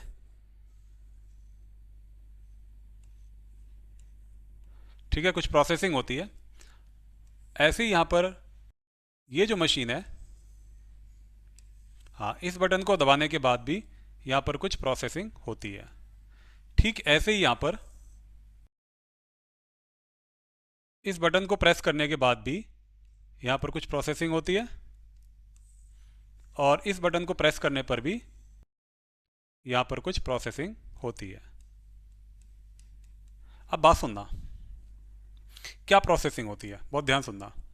ये जो बटन है, ये एक्चुअल में जो मशीन है वो कोल्ड ड्रिंक की मशीन है, कोल्ड ड्रिंक की मशीन है। अगर आप इस मशीन का ये वाला बटन प्रेस करते हो तो आपको लिम्का मिलेगी, अगर आप ये बटन प्रेस करते हो तो आपको कोक मिलेगी, अगर आप ये बटन प्रेस करते हो तो आपको पेप्सी मिलेगी, और अगर आप ये बटन प्रेस करते हो तो आपको फैंटा मिलेगी। ठीक है, ये बटन यहाँ पर इस तरीके से दिए गए हैं। अब होगा क्या कि किसी बंदे ने ये बटन प्रेस किया, ये वाला बटन प्रेस किया, ठीक है, ये बटन उसने प्रेस कर दिया। अब ये प्रेस करने के बाद अब इसको यहाँ पर जब बटन प्रेस करेगा तो यहाँ पर इसको ये लिम्का मिल जाएगी। यानी कि यहाँ पर बटन प्रेस करने के बाद इसको यहाँ पर लिम्का मिल गई। और अगर इसने ये बटन प्रेस किया होता, ये वाला, ये बटन प्रेस किया होता या ये किया होता, अगर कोक वाला बटन उसने प्रेस किया है तो इसको कोक मिल जाएगी यहाँ पर, इस जगह पर, यहाँ इसको कोक मिल जाएगी। और अगर इसने ये वाला बटन प्रेस किया, ये बटन प्रेस किया, तो इसको पेप्सी मिल जाएगी यहाँ पर। और अगर ये बटन प्रेस किया,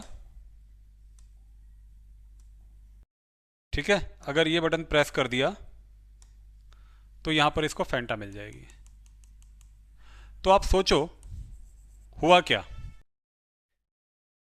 ये जो बटन थे एक्चुअल में फॉर लिम्का, कोक, पेप्सी और फैंटा के थे। आपने इनको प्रेस किया, प्रेस करने के बाद मशीन ने प्रोसेस करना शुरू किया और प्रोसेस करके आपको आपका आउटपुट दिया।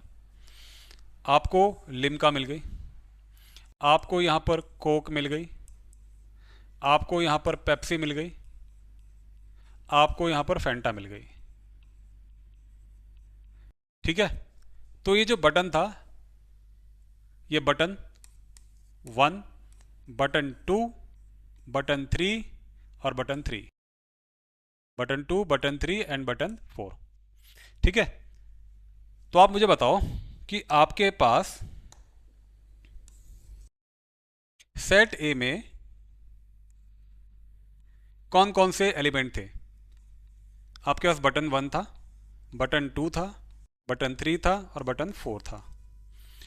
जब आपने इसको प्रेस किया और आपके पास सेट बी में क्या क्या है, आपके पास फैंटा है, आपके पास फैंटा है, आपके पास पेप्सी है, आपके पास कोक भी है इसमें, और इसमें लिम्का है। तो जब बटन 1 आपने प्रेस किया, बटन 1, तो आपको क्या मिला, लिम्का मिला। ठीक है, लिम्का मिला। बटन 2 जब आपने प्रेस किया, बटन 2 जब प्रेस किया तो आपको मिला क्या, आपको कोक मिल गई। बटन 3 जब आपने प्रेस किया, बटन 3 जब आपने प्रेस किया तो क्या मिला आपको, बटन 3 जब प्रेस किया तो आपको मिल गई Pepsi.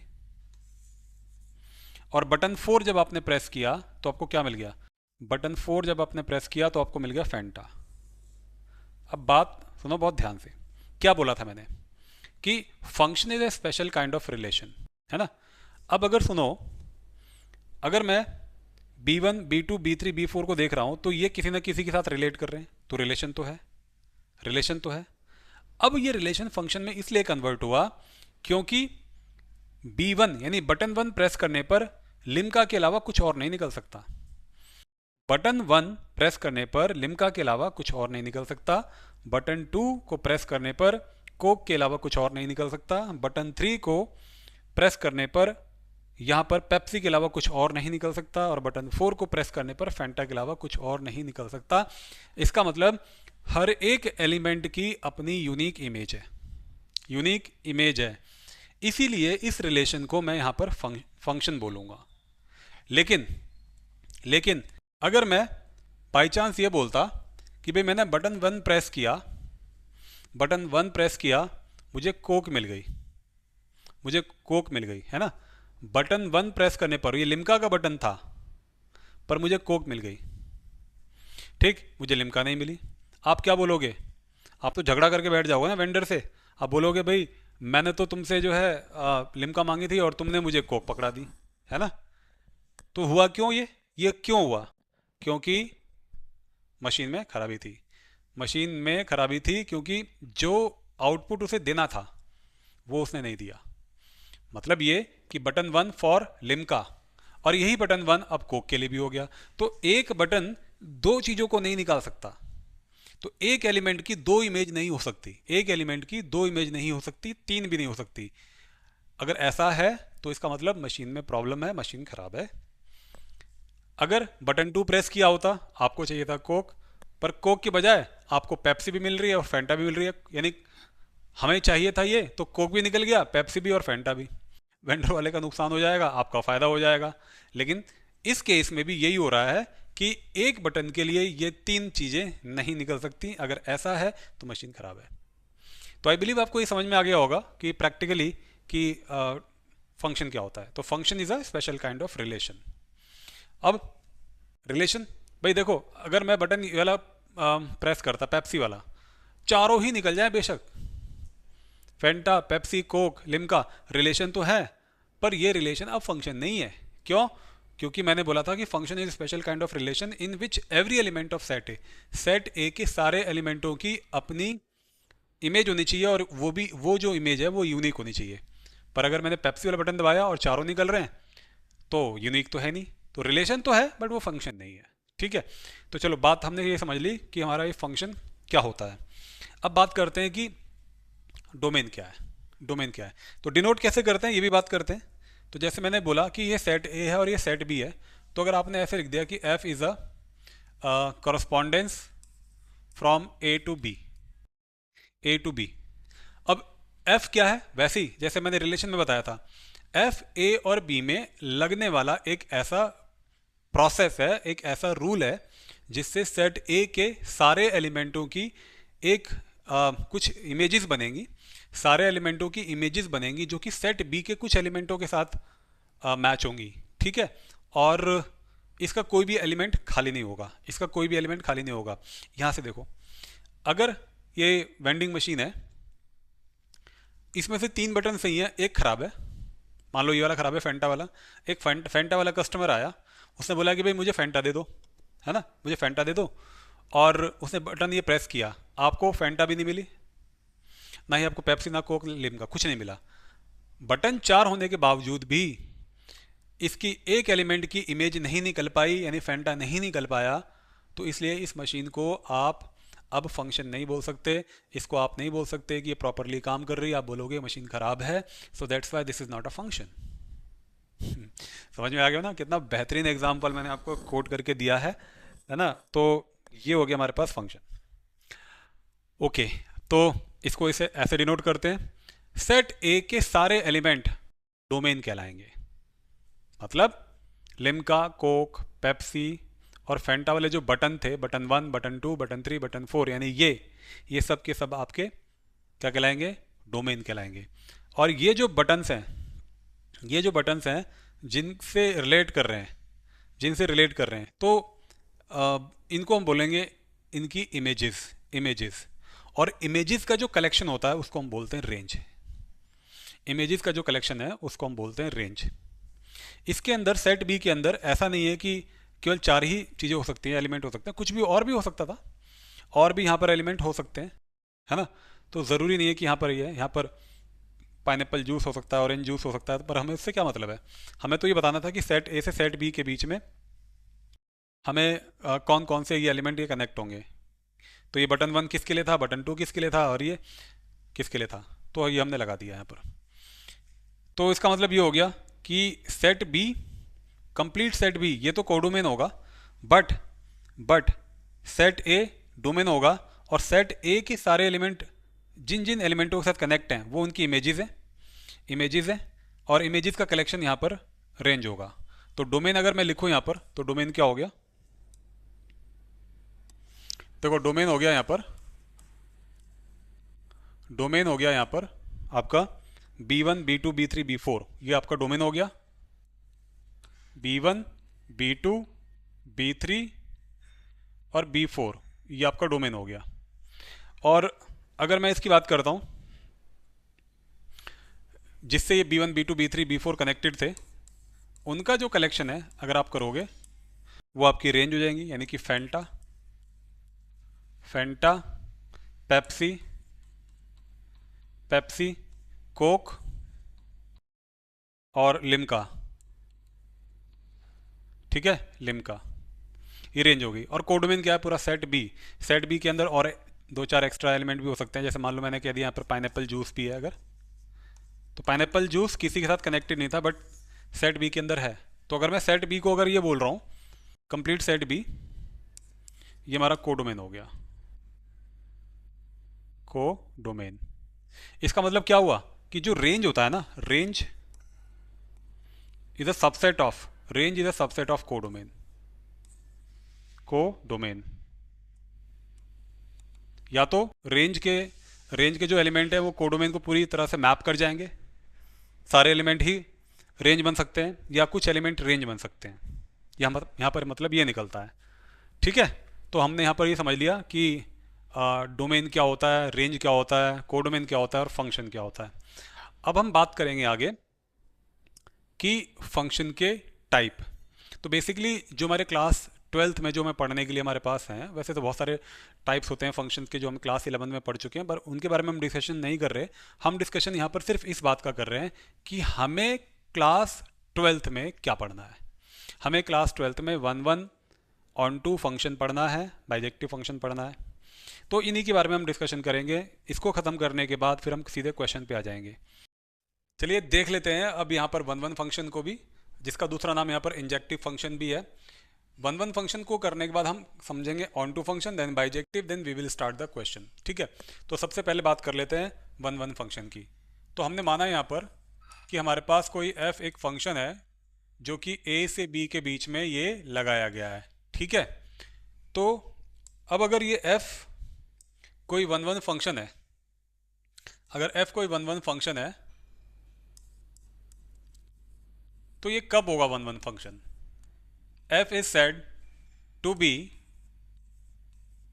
1 or injective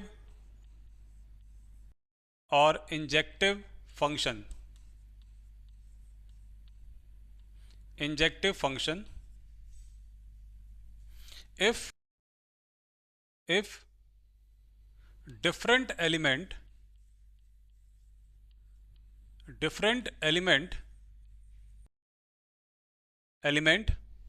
of set A have different image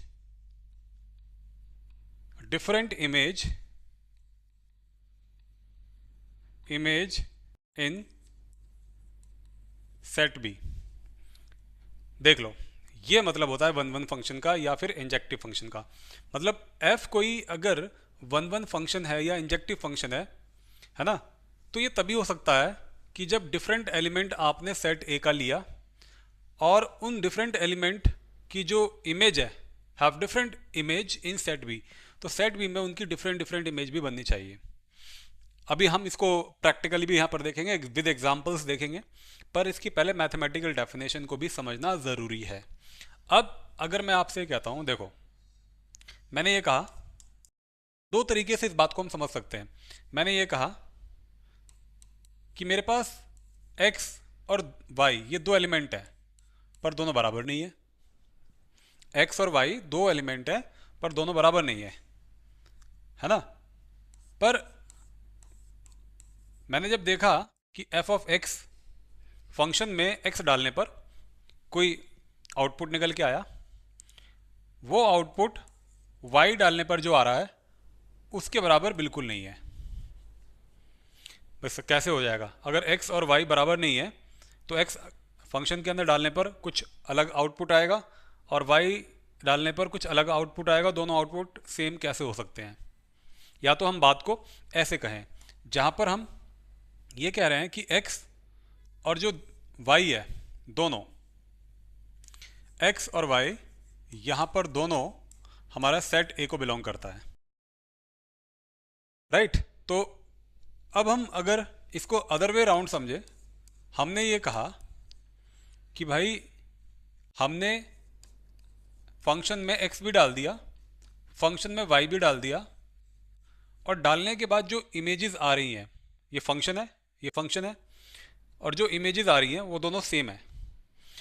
तो यानी कि अलग एलिमेंट हम डाल रहे हैं फंक्शन के अंदर, डिफरेंट एलिमेंट डाल रहे हैं पर उनकी इमेजेस सेम आ रही है। ऐसे कैसे हो सकता है कि दो डिफरेंट एलिमेंट के लिए उनकी इमेजेस सेम आ रही हैं? अगर सेम आ रही हैं तो ये तभी हो सकता है जब ये एलिमेंट जो हमने डाले हैं वो दोनों अलग अलग एलिमेंट ना होकर के सेम एलिमेंट हो, तभी जाकर के इनकी इमेजेस भी सेम आएंगी। जैसे यहां देखो, अगर मैं पहले वाले केस को समझाता हूँ, एक्स और वाई दो डिफरेंट एलिमेंट हैं, तो ये एक्स और वाई यहाँ पर हैं, सेट ए के एलिमेंट हैं। तो अगर आपने मान लो एक्स ले लिया आपने b1 और y ले लिया आपने क्या b2, तो ये बटन 1 और बटन 2 दोनों आपस में बराबर तो नहीं है, बटन 1 बराबर नहीं है बटन 2 के। अब लेकिन मैंने बटन 1 को प्रेस किया, F मतलब मशीन, मशीन ने प्रोसेस किया, बटन 1 दबाने पर मुझको क्या मिला? मुझको मिल गया यहाँ पर लिम्का, मुझे लिम्का मिल गई, ठीक है। और बटन 2 प्रेस करने पर मुझे क्या मिला? बटन 2 प्रेस करने पर मुझे मिला यहाँ पर कोक, मुझे कोक मिल गई, कोक मिल गई। तो अब मुझे ये बताओ, जब ये दोनों ही एलिमेंट बराबर नहीं है, b1 बराबर नहीं है b2 के, तब f ऑफ b1 यानी फंक्शन में मशीन के अंदर बटन 1 की जब प्रोसेसिंग हुई, बटन 2 प्रेस करने पे जब प्रोसेसिंग हुई तो लिम्का आया, कोक आया, तो लिम्का और कोक तो बराबर नहीं है ना। तो इसका मतलब क्या हुआ? f ऑफ b1 से जो आउटपुट आया, f ऑफ b2 से जो आउटपुट आया, वो दोनों बराबर नहीं है। तो देखो यही मतलब निकलता है कि अगर दो डिफरेंट एलिमेंट हम इसमें से ले रहे हैं तो दो डिफरेंट एलिमेंट की इमेज भी आपस में बराबर नहीं हो सकती हैं, अलग अलग होंगी। वन वन को हम ऐसे भी समझ सकते हैं। अब अदर वे राउंड समझो, ये कह रहा है कि f of x is equal to f of y, यानी आपने फंक्शन के अंदर x डाला, y डाला, और x और y कहाँ के एलिमेंट हैं? ये x और y आपके सेट A के एलिमेंट हैं। तो चलो, ये x हो गया हमारा b1, ये y हो गया हमारा b2। x b1 b2 b3 b4 में से कुछ भी हो सकता था, y b1 b2 b3 b4 में से कुछ भी हो सकता था। अब इस केस को समझो, मैंने क्या किया, b1, क्योंकि x मैंने b1 लिया है तो मैं यहां पर रखता हूं f ऑफ b1। अब मैं ये कह रहा हूं कि f of b1 is equal to f of b2। इसका मतलब समझो, b1 का मतलब है कि आपने बटन 1 प्रेस किया हुआ है, फंक्शन हुआ, मशीन के अंदर फंक्शन हुआ, प्रोसेसिंग हुई, तो बटन 1 दबने के बाद आपको मिला लिम्का, ठीक है। आपको मिला क्या? लिम्का, आपको लिम्का मिल रही है, ठीक है। और f ऑफ b2 प्रेस करने के बाद आपको मिल रही है यहाँ पर कोक। तो लिम्का और कोक बराबर, भाई लिम्का और कोक बराबर कैसे हो सकते हैं? लिम्का और कोक बराबर नहीं हो सकते हैं, पर हाँ लिम्का निकलेगी या कोक निकलेगी, ये तय कौन करेगा? जब b1 और b2 दोनों आपस में अलग अलग ना होकर के दोनों सेम हो, यानी बटन 1 और बटन 2 दो अलग अलग बटन ना है, वो दोनों सेम ही बटन है, एक ही बटन है। इसका मतलब ये हो गया यहाँ पर कि b1 और ये b2 दोनों बटन बराबर होने चाहिए थे।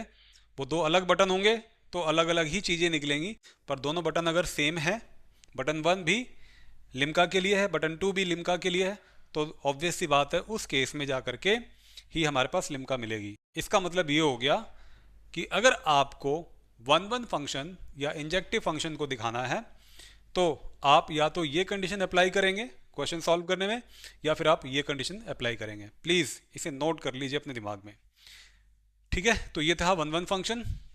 अब हम बात कर लेते हैं यहाँ पर ऑन टू फंक्शन की। तो चलिए देख लेते हैं अब ऑन टू फंक्शन को, जिसको हम सर्जेक्टिव फंक्शन भी बोलते हैं। और सर्जेक्टिव फंक्शन या ऑन टू फंक्शन खत्म होने के बाद हमारा बाइजेक्टिव फंक्शन, और then will start the question, ठीक है। तो देखो ऑन टू फंक्शन क्या कहता है कि अगर हमारे पास कोई f एक फंक्शन है जो कि a से b में लगाया गया है, तो f एक ऑन टू फंक्शन होगा यदि सेट b के सारे एलिमेंट सेट a के एलिमेंटों के साथ कनेक्टेड हो, या मतलब ऐसे कह लो कि set b have some pre images in set A, set B की कुछ प्री इमेजेस सेट ए में आपको मिले। क्या मतलब है इसका? इसका मतलब है या तो एफ ऑफ ए बराबर पूरा बी हो जाए। एफ ऑफ ए का मतलब है सेट ए के सारे एलिमेंट्स आप फंक्शन के अंदर डालो और वो एग्जैक्टली बी के बराबर हो जाए, मतलब पूरा कोडोमेन हो जाए। और एफ ऑफ ए का क्या मतलब हो गया? रेंज। तो इससे यहाँ पर ये पता लगता है रेंज ऑफ फंक्शन कोडोमेन के अगर हो जाता है तब हम ये बोलते हैं कि वो जो फंक्शन है वो एक ऑन टू फंक्शन है। ठीक है। अच्छा, ये ऐसे नहीं समझ में आएगा, इसको समझाने के लिए यहाँ पर लेते हैं इस एग्जाम्पल को। देखो क्या कह रहा है, F of A is equal to F of B. अब आप देखो आपने क्या किया, जो ये B1 है इसकी इमेज लिम्का है, यानी जो बटन 1 था उसकी इमेज लिम्का थी, ऊपर से देख लो। और B2 यानी बटन 2 की जो इमेज थी वो कोक थी, बटन 3 की इमेज पेप्सी थी और बटन 4 की इमेज यहाँ पर फैंटा थी। तो इसका मतलब ये हो गया कि ये हमारे पास इमेजेस हो गई, इमेजेस का कलेक्शन क्या हो गया? रेंज। अब इनको वापस देखो, इनको वापस सेट ए में ढूंढो। तो Fanta was connected with B4, तो फैंटा की प्री इमेज B4 थी, पेप्सी की प्री इमेज B3 थी यानी बटन 3, कोक की प्री इमेज बटन 2 और लिम्का की प्री इमेज यहाँ पर बटन 1 थी। तो इसका क्या मतलब हुआ? इसका मतलब ये हो गया कि range of this function is equal to the codomain of this. देखो यहाँ पर रेंज यानी कि Fanta, Pepsi, Coke, Limca images का कलेक्शन, ये रेंज हो गया। ये रेंज एग्जैक्टली कोडोमेन के बराबर हो गया। तो अब इस केस में आप ये बोल देना कि this function is an onto function. फिर से एक बार और बताता हूं मैं आपको। कह रहा है कि फंक्शन एक ऑन टू फंक्शन होगा यदि सेट बी के सारे एलिमेंट, हर एक एलिमेंट की कुछ प्री इमेजेस आपको सेट ए में मिल जाए।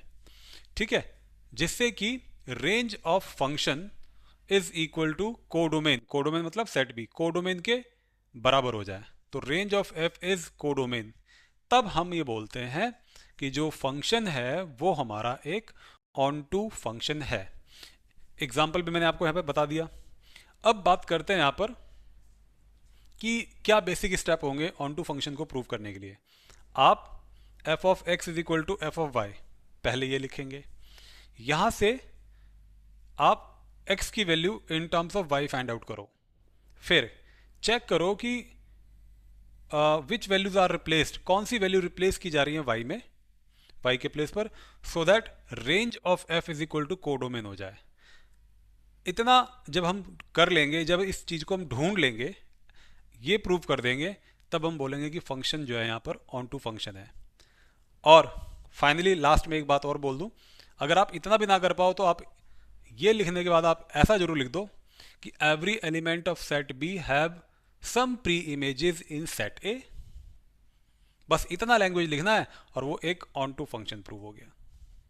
ठीक है, so this was all about the onto function. अगर हम बात करते हैं अब बाइजेक्टिव फंक्शन की, तो मैं इसे बाइजेक्टिव फंक्शन को अलग से कुछ नहीं लिख रहा कि बाइजेक्टिव फंक्शन मतलब मैं ये बोल रहा हूँ कि f is a function from a to b, f is a bijective function if it is 1 1 and on to function both। जब वो 1 1 फंक्शन भी है और on to फंक्शन भी है तब वो फंक्शन एक बाइजेक्टिव फंक्शन होता है। तो 1 1 के लिए कंडीशन मैंने आपको बता ही रखी है किस तरीके से प्रूव करते हैं, और on to के लिए बता रखी है आपको, है ना। तो ये मतलब होता है बाइजेक्टिव फंक्शन का, ये भी समझ लिया हमने। अब हम बात कर सकते हैं यहाँ पर मैनी वन फंक्शन की और इनटू फंक्शन की। बात सुनना बहुत ध्यान से। मैनी वन फंक्शन का मतलब हो गया कि जैसे मान लो आपने x1 और x2 ये दो डिफरेंट एलिमेंट है, दो डिफरेंट एलिमेंट यानी सेट ए से उठाए, जैसे बटन 1 बटन 2 डिफरेंट है, और अब आपने इस पर क्या किया, बटन 1 को प्रेस किया, आपको कोई प्रोडक्ट मिलेगा, क्या मिलेगा आपको? लिम्का मिलेगा, है ना। और आपने फिर बटन 2 प्रेस किया, आपको क्या मिलेगा? कोक मिलेगा। आपने देखा कि लिम्का और कोक बराबर हो गए। भाई लिम्का और कोक कैसे बराबर हो सकते हैं? लिम्का और कोक बराबर नहीं है, मतलब कहने का मतलब ये है कि दो डिफरेंट एलिमेंट की अगर इमेजेस सेम हो रही हैं, सेम सेम इमेज आ रही है, या तो लिम्का आ रही होगी या कोक आ रही होगी, तो सेम अगर इमेज आ रही हो है तो इसका मतलब ये हो गया कि दो डिफरेंट एलिमेंट की इमेज सेम इमेज आ रही है, तो this is called many one function.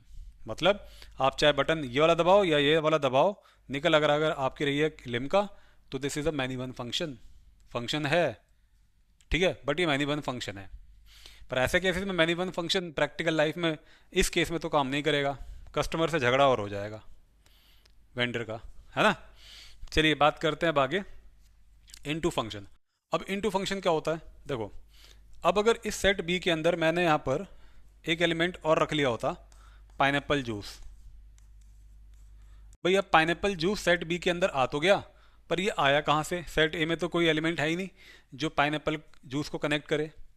इसका मतलब सेट बी का ये एलिमेंट खाली बैठ जाएगा, खाली रह जाएगा, और इसकी कोई प्री इमेजेस आपको सेट ए में नहीं दिखाई देंगी क्योंकि ये किसी चीज़ से आया ही नहीं था, तो ये एलिमेंट खाली रह गया। अगर ऐसा है तब उस केस में ये ऑन टू फंक्शन नहीं होगा, तब उस केस में ये इन टू फंक्शन होगा, ठीक है। So this is all about the today session. Now will start the question. तो ये लेते हैं हम आज का पहला क्वेश्चन, और क्वेश्चन में देखते हैं सबसे पहले उसमें क्या पूछा हुआ है।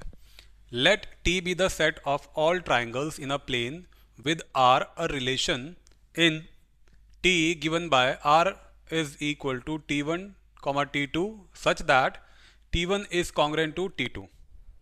Show that R is an equivalence relation. ये कहता है कि मान के चलते हैं कि हमारे पास T जो है वो सभी ट्रायंगल्स का एक सेट है जो कि किसी प्लेन पर है। उसमें हर तरीके के वो ट्रायंगल हो सकते हैं, उसमें स्केलेन ट्रायंगल भी हो सकता है, उसमें एक्यूट एंगल ट्रायंगल भी हो सकता है, उसमें राइट एंगल ट्रायंगल भी हो सकता है, इक्विलेटरल भी ट्रायंगल हो सकता है, सिमिलर ट्रायंगल भी हो सकते हैं, कॉन्ग्रुएंट ट्रायंगल्स भी हो सकते हैं। यानी जितने भी ट्रायंगल की पॉसिबिलिटीज हो सकती है वो सब यहाँ पर है।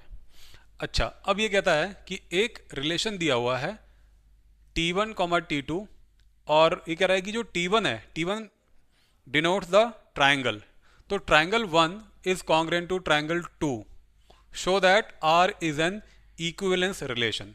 आपको बताना है कि ये जो रिलेशन है वो इक्विवेलेंस रिलेशन है, और जितनी भी कंडीशंस होती हैं इक्विवेलेंस रिलेशन के लिए, तो ये मैंने बहुत अच्छे से पीछे एक्सप्लेन की है, आप वहाँ पर जाकर के दोबारा देख सकते हो अगर कोई कंफ्यूजन है तो मैं यहाँ शुरू करता हूँ इसे लिखना, इसका सॉल्यूशन फॉर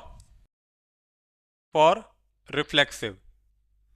रिफ्लेक्सिव क्यों? क्योंकि जब हम इक्विवेलेंस रिलेशन को प्रूव करते हैं तो पहले हमें रिफ्लेक्सिविटी, फिर उसकी सिमेट्रिक कंडीशन को और फिर ट्रांजिटिव कंडीशन, तीनों कंडीशन को प्रूव करना होता है, देन उसके बाद वो रिलेशन इक्विवेलेंस होता है।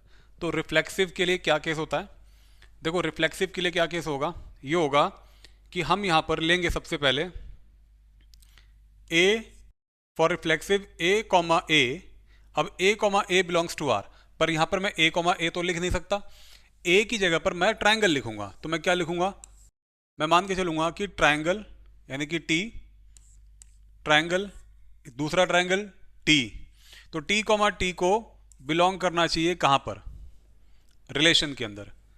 If T belongs to R, then R will be reflexive.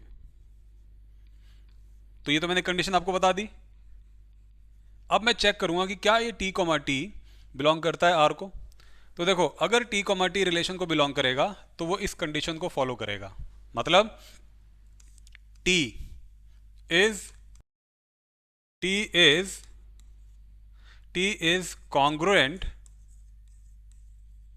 Congruent to T मतलब ट्रायंगल, एक ट्रायंगल खुद अपने के कॉन्ग्रुएंट तो होगा ही। अगर मैं बोल रहा हूं कि मैं खुद के कॉन्ग्रुएंट हूं तो बिल्कुल कॉन्ग्रुएंट हूं। तो शेप और साइज किसी एक ट्रायंगल का अपने से अगर उसे कंपेयर किया जाएगा तो बिल्कुल सेम ही होगा। तो ये ट्रायंगल और ये वाला जो ट्रायंगल है ये दोनों सेम है, एक ही कंडीशन को फॉलो करेंगे, दोनों खुद के ही कॉन्ग्रुएंट हैं, इसका मतलब ये रिफ्लेक्सिव की कंडीशन को फॉलो करते हैं। So we can say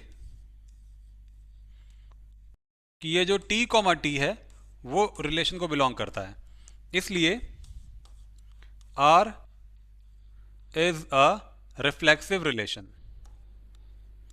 reflexive relation, ठीक है, R इज रिफ्लेक्सिव।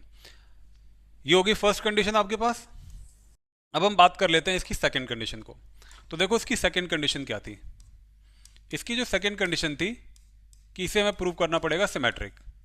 तो फॉर सिमेट्रिक, अब सिमेट्रिक के लिए क्या केस होगा? सिमेट्रिक के लिए केस ये होगा कि अगर T1 comma T2 T1 comma T2 belong करता है R को, देन T2 कॉमा T1 को भी बिलोंग करना चाहिए R को। तो अब यहां लिखेंगे नाउ वी ऑब्जर्व, इस कंडीशन को लिखने के बाद हम ये ऑब्जर्व करते हैं कि अगर T1 कॉमा T2 बिलोंग करता है R को, तो चाहो तो आप बीच में ये वाली जो कंडीशन है इसको आप बाद में लिख सकते हो।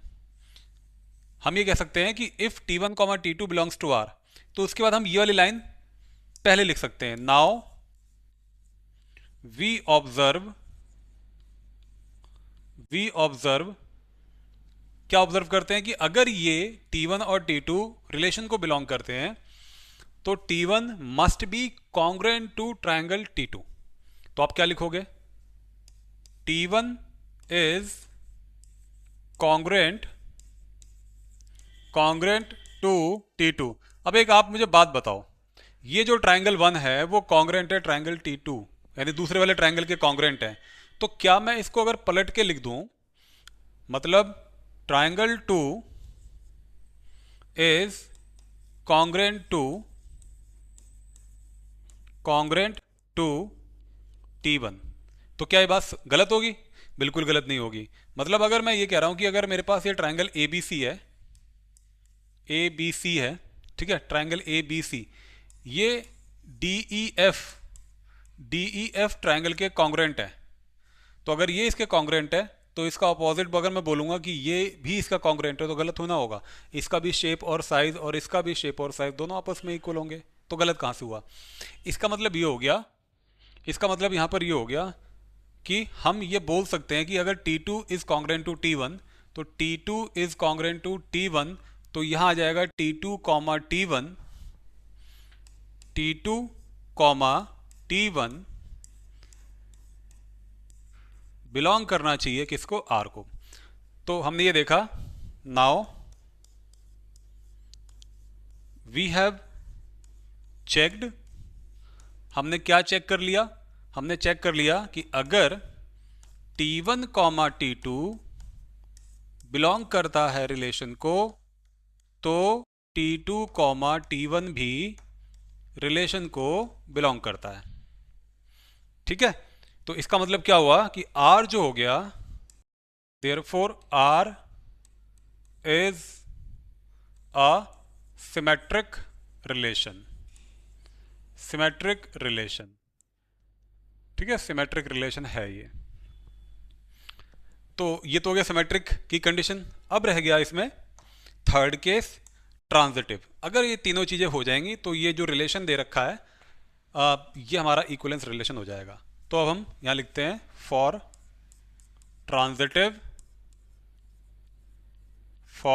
ट्रांजिटिव, अब ट्रांजिटिव के लिए क्या केस है?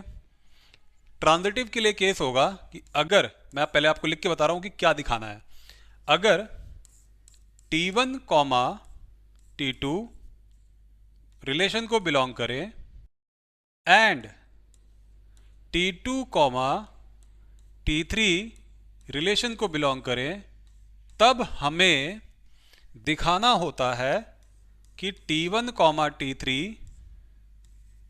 ये भी रिलेशन को बिलोंग करेंगे। यानी ये दो चीज पहले से मुझे पता होनी चाहिए, मतलब ये गिवन है और इस गिवन कंडीशन के बेस पर मुझे T1 T3 को चेक करना है कि क्या ये रिलेशन को बिलोंग करता है, इस रूल को फॉलो करता है। अगर करता होगा तो ये ट्रांजिटिव हो जाएगा, ठीक है। तो अब हम इसको यहां से हटाते हैं और लिखने का तरीका सीखते हैं। देखो, हम यहाँ लिखेंगे सबसे पहले, हम यहाँ लिखेंगे T1 is T1 comma T2 belong करता है R को। तो इसका क्या मतलब हुआ? T1 इज कॉन्ग्रुएंट टू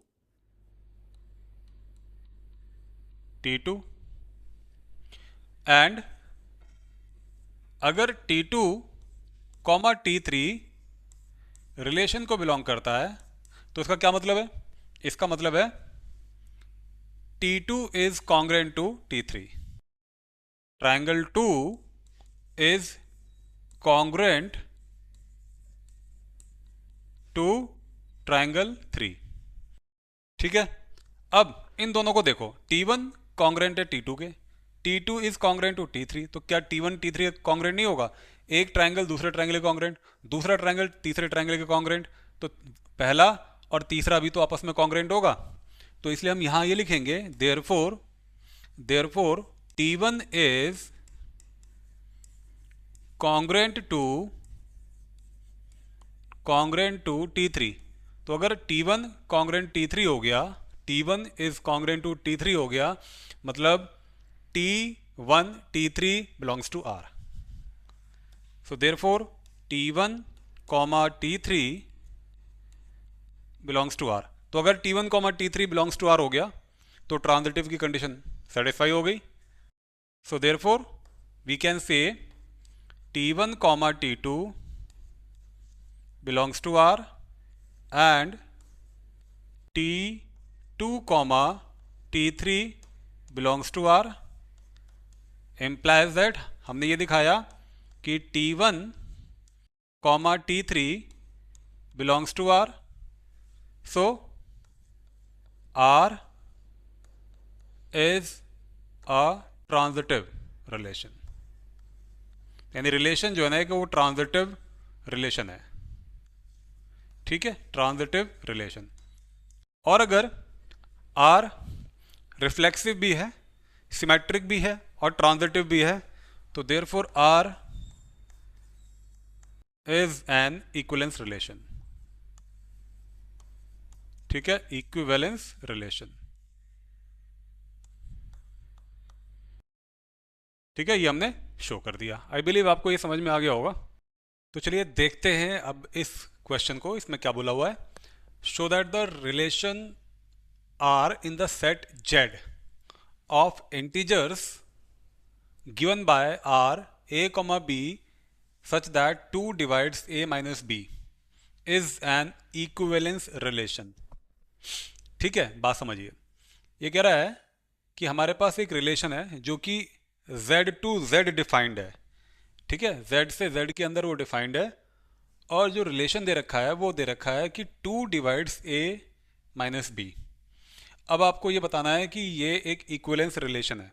तो पहले याद करो कि इक्विवेलेंस रिलेशन की कंडीशन क्या होती है। तो इक्विवेलेंस रिलेशन की जो कंडीशन होती है वो होती है कि पहले आपको रिफ्लेक्सिव, देन आपको सिमेट्रिक, देन आपको ट्रांजिटिव, ये तीनों चीज़ें पहले प्रूव करनी होती हैं, तब जाके आप कह पाते हो कि कोई रिलेशन जो है वो ट्रांजिटिव है। ठीक है, तो सबसे पहले मैं एक काम करता हूँ कि मैं इसको रिफ्लेक्सिव प्रूव करता हूँ। तो मैं पहले लिखूंगा यहाँ पर फॉर रिफ्लेक्सिव,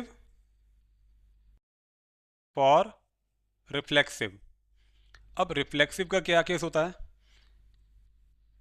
इसका केस ये होता है कि a comma A belongs to R. If a comma A belongs to R, इसका मतलब है इट मीन्स ये अगर a कॉमा ए रिलेशन को बिलोंग करता है तो इस बात का मतलब ये निकलता है कि 2 डिवाइड्स a माइनस ए, तो a माइनस ए बराबर 0। ठीक है, और 0 इज डिविजिबल बाय 2। तो इसका मतलब बात सही है कि अगर हम दोनों सेम एलिमेंट लेते हैं और अगर a माइनस ए करते हैं as per this given condition, तो हमने ये देखा कि a माइनस ए 0 हो जाता है। तो इसका मतलब यहाँ पर ये निकलता है कि 0 इज डिविजिबल बाय 2, जो कि यहाँ पर साफ साफ बोला गया है कि 2 डिवाइड्स a माइनस बी। तो कंडीशन को सेटिस्फाई कर रहा है।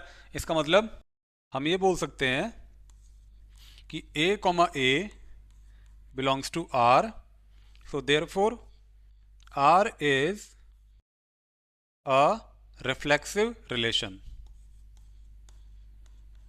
ठीक है, R is a reflexive relation. तो ये तो हो गया रिफ्लेक्सिव के लिए. अब बात करते हैं हम यहां पर फॉर सिमेट्रिक. फॉर सिमेट्रिक, तो सिमेट्रिक की क्या कंडीशन होती है, आप जरा थोड़ा सा याद करो कि सिमेट्रिक कंडीशन क्या होगी. तो सिमेट्रिक की कंडीशन ये होती है कि अगर A comma B belongs to R, तो इसका मतलब ये हुआ कि ये इस कंडीशन को फॉलो करेगा. सिमेट्रिक में चेक करना होता है कि B कॉमा A भी रिलेशन को बिलोंग कर रहा है. मतलब ये चीज़ तो गिवन हो गई, और इसका जो अपोजिट है वो आपको देखना होता है क्या हो कि वो कंडीशन को फॉलो कर रहा है या नहीं कर रहा है. कर रहा है तो सिमेट्रिक है, नहीं कर रहा तो सिमेट्रिक नहीं है. ओके, तो इसका मतलब ये हो गया, अगर ये रिलेशन को बिलोंग करता है तो इस बात का मतलब ये हुआ, इस बात का मतलब ये हुआ कि A minus B is divisible by 2. और अगर डिविजिबल बाय 2 है तो ऑब्वियसली जब ये A माइनस बी 2 से डिवाइड होगा तो कोई ना कोई क्वेश्चन आएगा. उस क्वेश्चन को अगर वापस 2 में मल्टीप्लाई करूं तो ये मिलना चाहिए. जैसा कि अगर मैं ये कह रहा हूं कि 2 को अगर 12 को डिवाइड कर रहा है तो 6 टाइम डिवाइड कर रहा है, तो ये क्वेश्चन हो गया. अब इसमें वापस अगर मैं 2 मल्टीप्लाई कर दूंगा तो मुझे 12 मिल जाएगा. तो सेम सिनेरियो यहाँ पर भी वही है, सेम केस यहाँ पर भी है. मतलब 2 में क्वेश्चन मल्टीप्लाई करने पर ही आ गया. अब सुनो, b मैंने यहाँ से माइनस कॉमन निकाला तो ये बन गया माइनस कॉमन निकालने के बाद b minus A is equal to, अब यहाँ चल रहा था 2p, तो b minus A is equal to 2 times of minus P. इसको हम ऐसे लिख सकते हैं.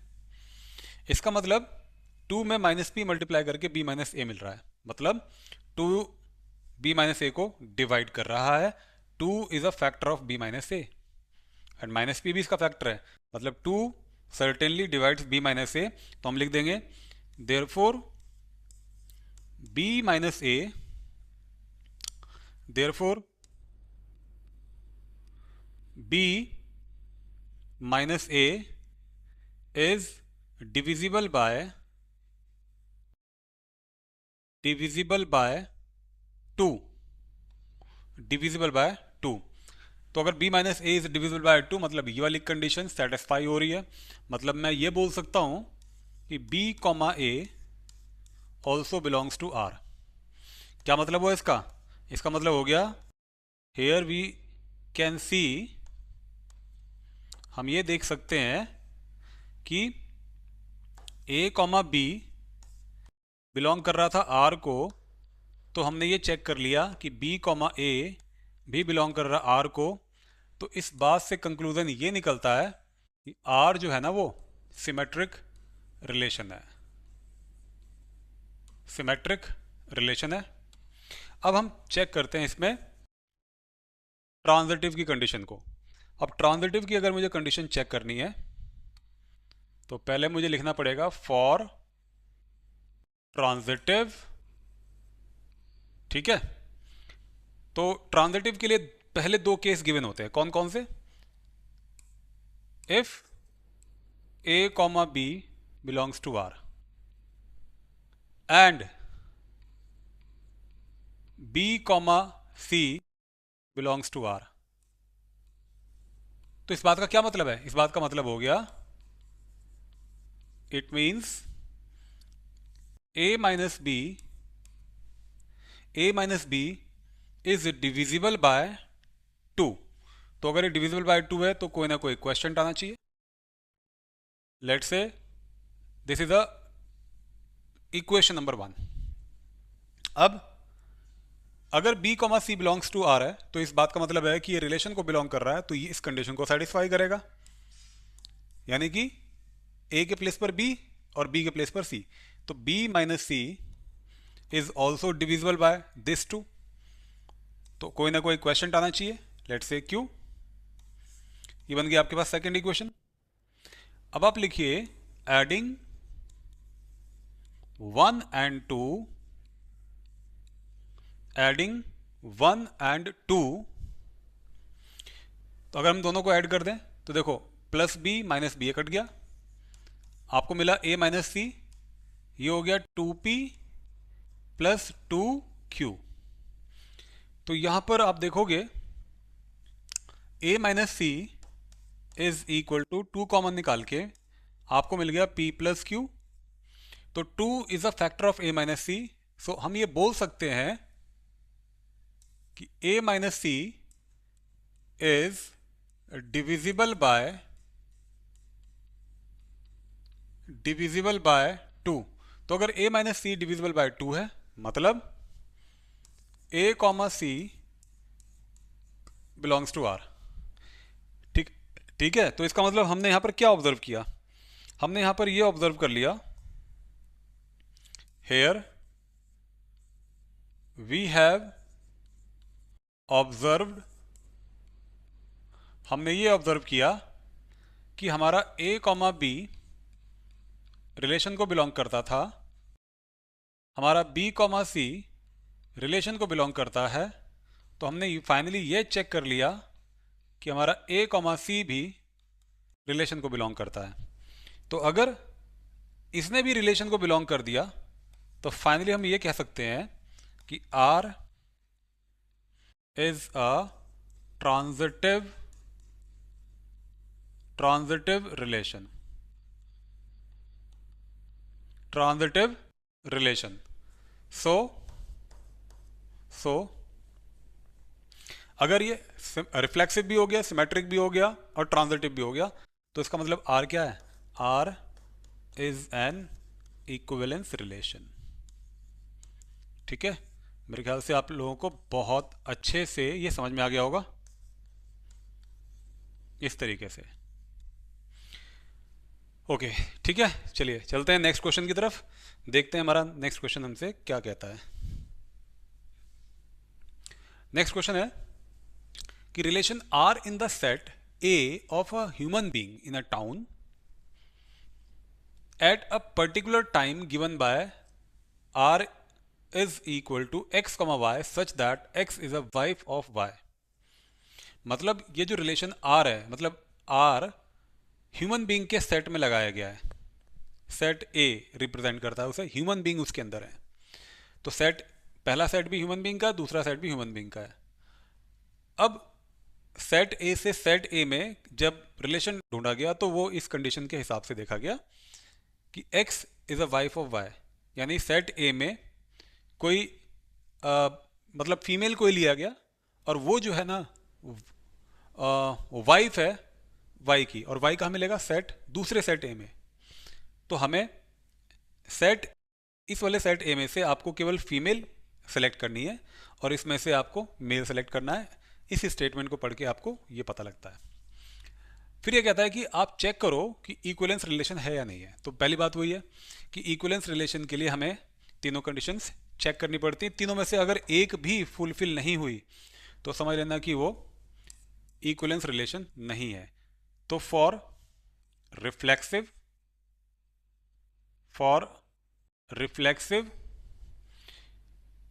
ए comma A belongs to R, ये होना चाहिए। अगर ये है इट मीन्स हम ये कहना चाह रहे हैं कि ए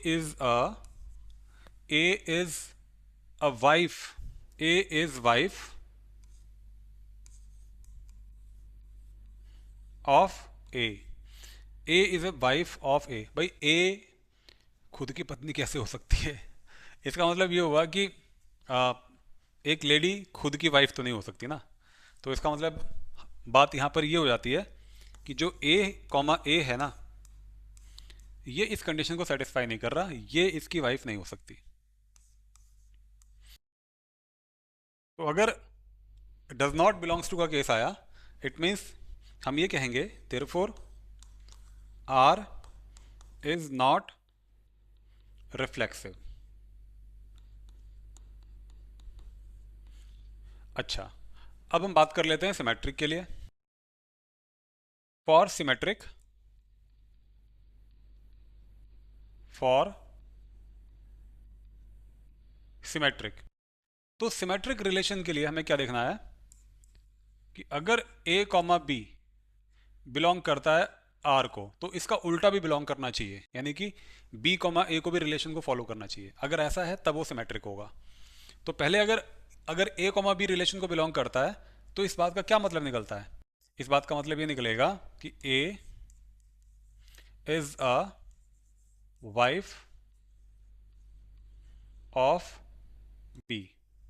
ए जो है ना वो वाइफ है किसकी? बी की।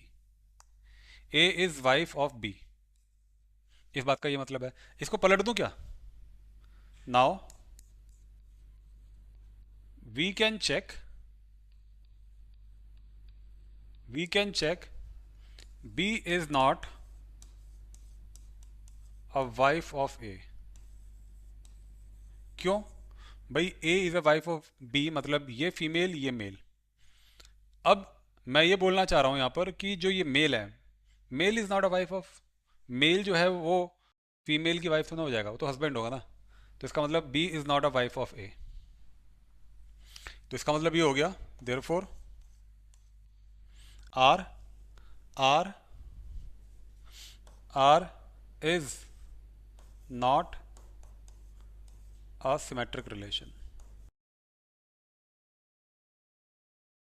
तो सिमेट्रिक नहीं है, रिफ्लेक्सिव नहीं है, तो इसका मतलब वो ट्रांजिटिव भी नहीं होगा, है ना।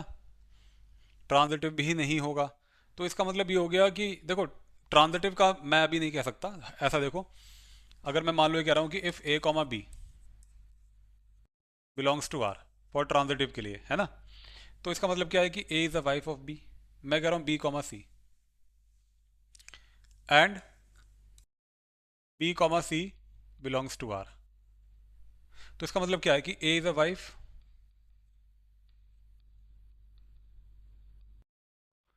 Of B. अब मैं कह रहा हूँ कि A is a wife of B, तो इसका मतलब ये फीमेल है ये मेल है। अब अगर मैं बी कॉमा सी लिखूंगा तो इसका मतलब क्या है कि B is a wife of C. पहली गलत है ना। मतलब बी कॉमा सी रिलेशन को बिलोंग नहीं कर रहा। तो जब बी कॉमा सी रिलेशन को बिलोंग नहीं कर रहा है तो इसका मतलब ये है कि ट्रांजिटिव के लिए मैंने बताया था, ये वाला जो केस है ए कॉमा सी तभी चेक होगा जब बी कॉमा सी बिलोंग करता हो आर को, अदरवाइज वो रिलेशन अपने आप में ट्रांजिटिव होगा। तो ट्रांजिटिव तो है, नो डाउट, ट्रांजिटिव तो है, लेकिन क्या नहीं है? ये रिफ्लेक्सिव नहीं है, सिमेट्रिक नहीं है, इसलिए वो इक्विवेलेंस रिलेशन नहीं है, ट्रांजिटिव है। बी कॉमा सी बिलोंग नहीं कर रहा आर को, तो जब भी बिलोंग नहीं कर रहा तो ऑटोमेटिकली जो रिलेशन जो होगा ना वो आपका वो हो जाएगा ट्रांजिटिव रिलेशन।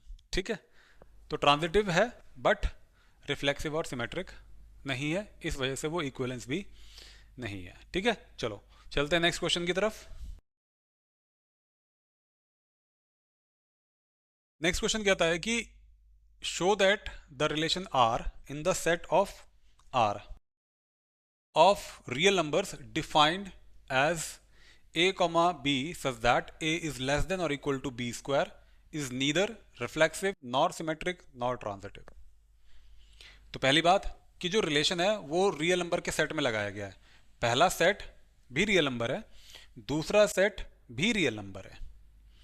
ठीक है, और उनके बीच में ये रूल लगाया गया है। अगर आपको रिलेशन की डेफिनेशन नहीं पता, रिलेशन नहीं पता कि क्या होता है, तो पीछे कॉन्सेप्ट का जो वीडियो है उसे रिवाइंड करके देखो, आपको समझ में आना चाहिए। बात करते हैं यहां पर फॉर रिफ्लेक्सिव, है ना। रिफ्लेक्सिव का केस क्या है? तो एक एग्जांपल लेके मैं इसको वेरीफाई कर देता हूं।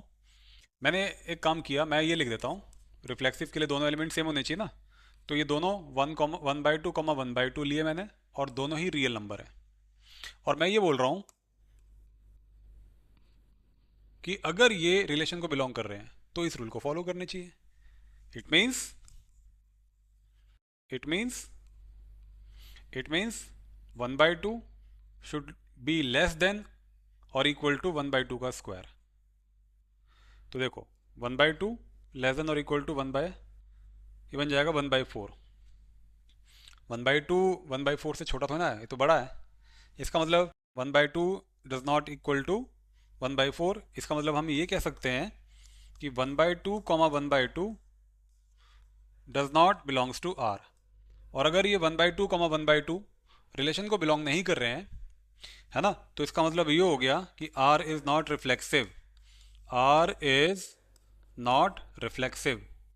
आर जो है ना वो रिफ्लेक्सिव नहीं है।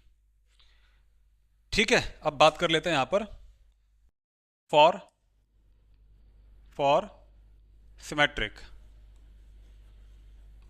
सिमेट्रिक रिलेशन की हम बात कर लेते हैं यहां पर। ठीक है, चलो।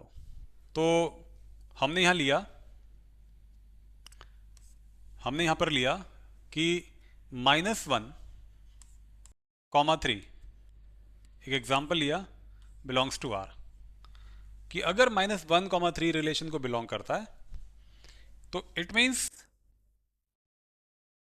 मीन्स हम ये कहना चाह रहे हैं कि ये इस कंडीशन को फॉलो करना चाहिए। मतलब -1 इज लेस देन और इक्वल टू 3 का स्क्वायर। बिल्कुल सही बात है। यहाँ पर जो -1 है वो छोटा है 3 के स्क्वायर से। ठीक है, -1 इज लेस देन और इक्वल टू 3 का स्क्वायर। 3 का स्क्वायर देखो क्या बनेगा, 9 बनेगा। और जो ये -1 है वो 9 से क्या है, ये छोटा होगा। ठीक है, अब अगर हम बात करें यहाँ पर -1 अगर छोटा है 3 के स्क्वायर से, तो अगर मैं इसको पलट के देखूं, अब इसको अगर मैं 3 करता हूं तो 3 इज लेस देन और इक्वल टू -1 का स्क्वायर। -1 के स्क्वायर से ये जो 3 होगा वो हमेशा क्या होगा, वो बड़ा है।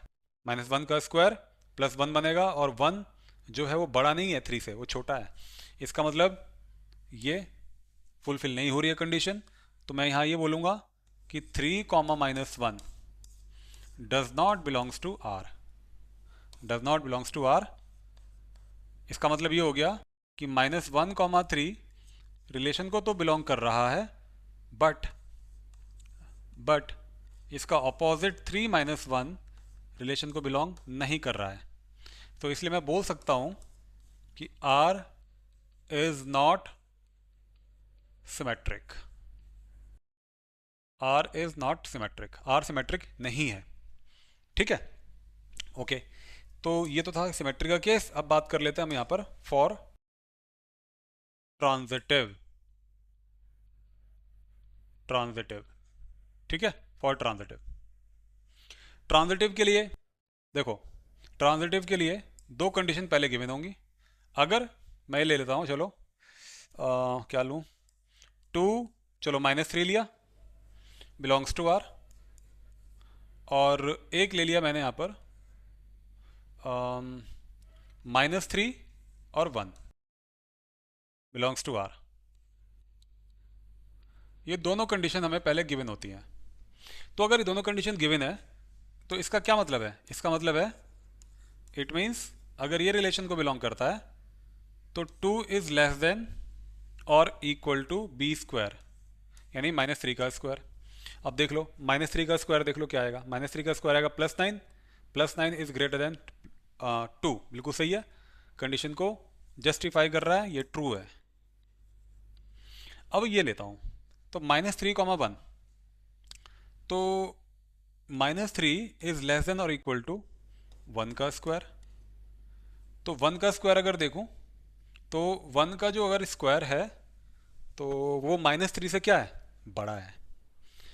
-3 छोटा है 1 के स्क्वायर से, तो ये भी कंडीशन क्या है, ट्रू है। ये भी ट्रू है। अब अगर ये दोनों कंडीशन ट्रू हो गई हैं, रिलेशन को फॉलो कर रही हैं, तो हमें तीसरी कंडीशन चेक करनी होती है A, C वाली। तो A ये हो गया, ये B है, ये B, ये C। तो A और C का मतलब है 2 और 1। तो अगर मैं 2 और 1 को देखूं तो 2 इज लेस देन और इक्वल टू 1 का स्क्वायर होना चाहिए।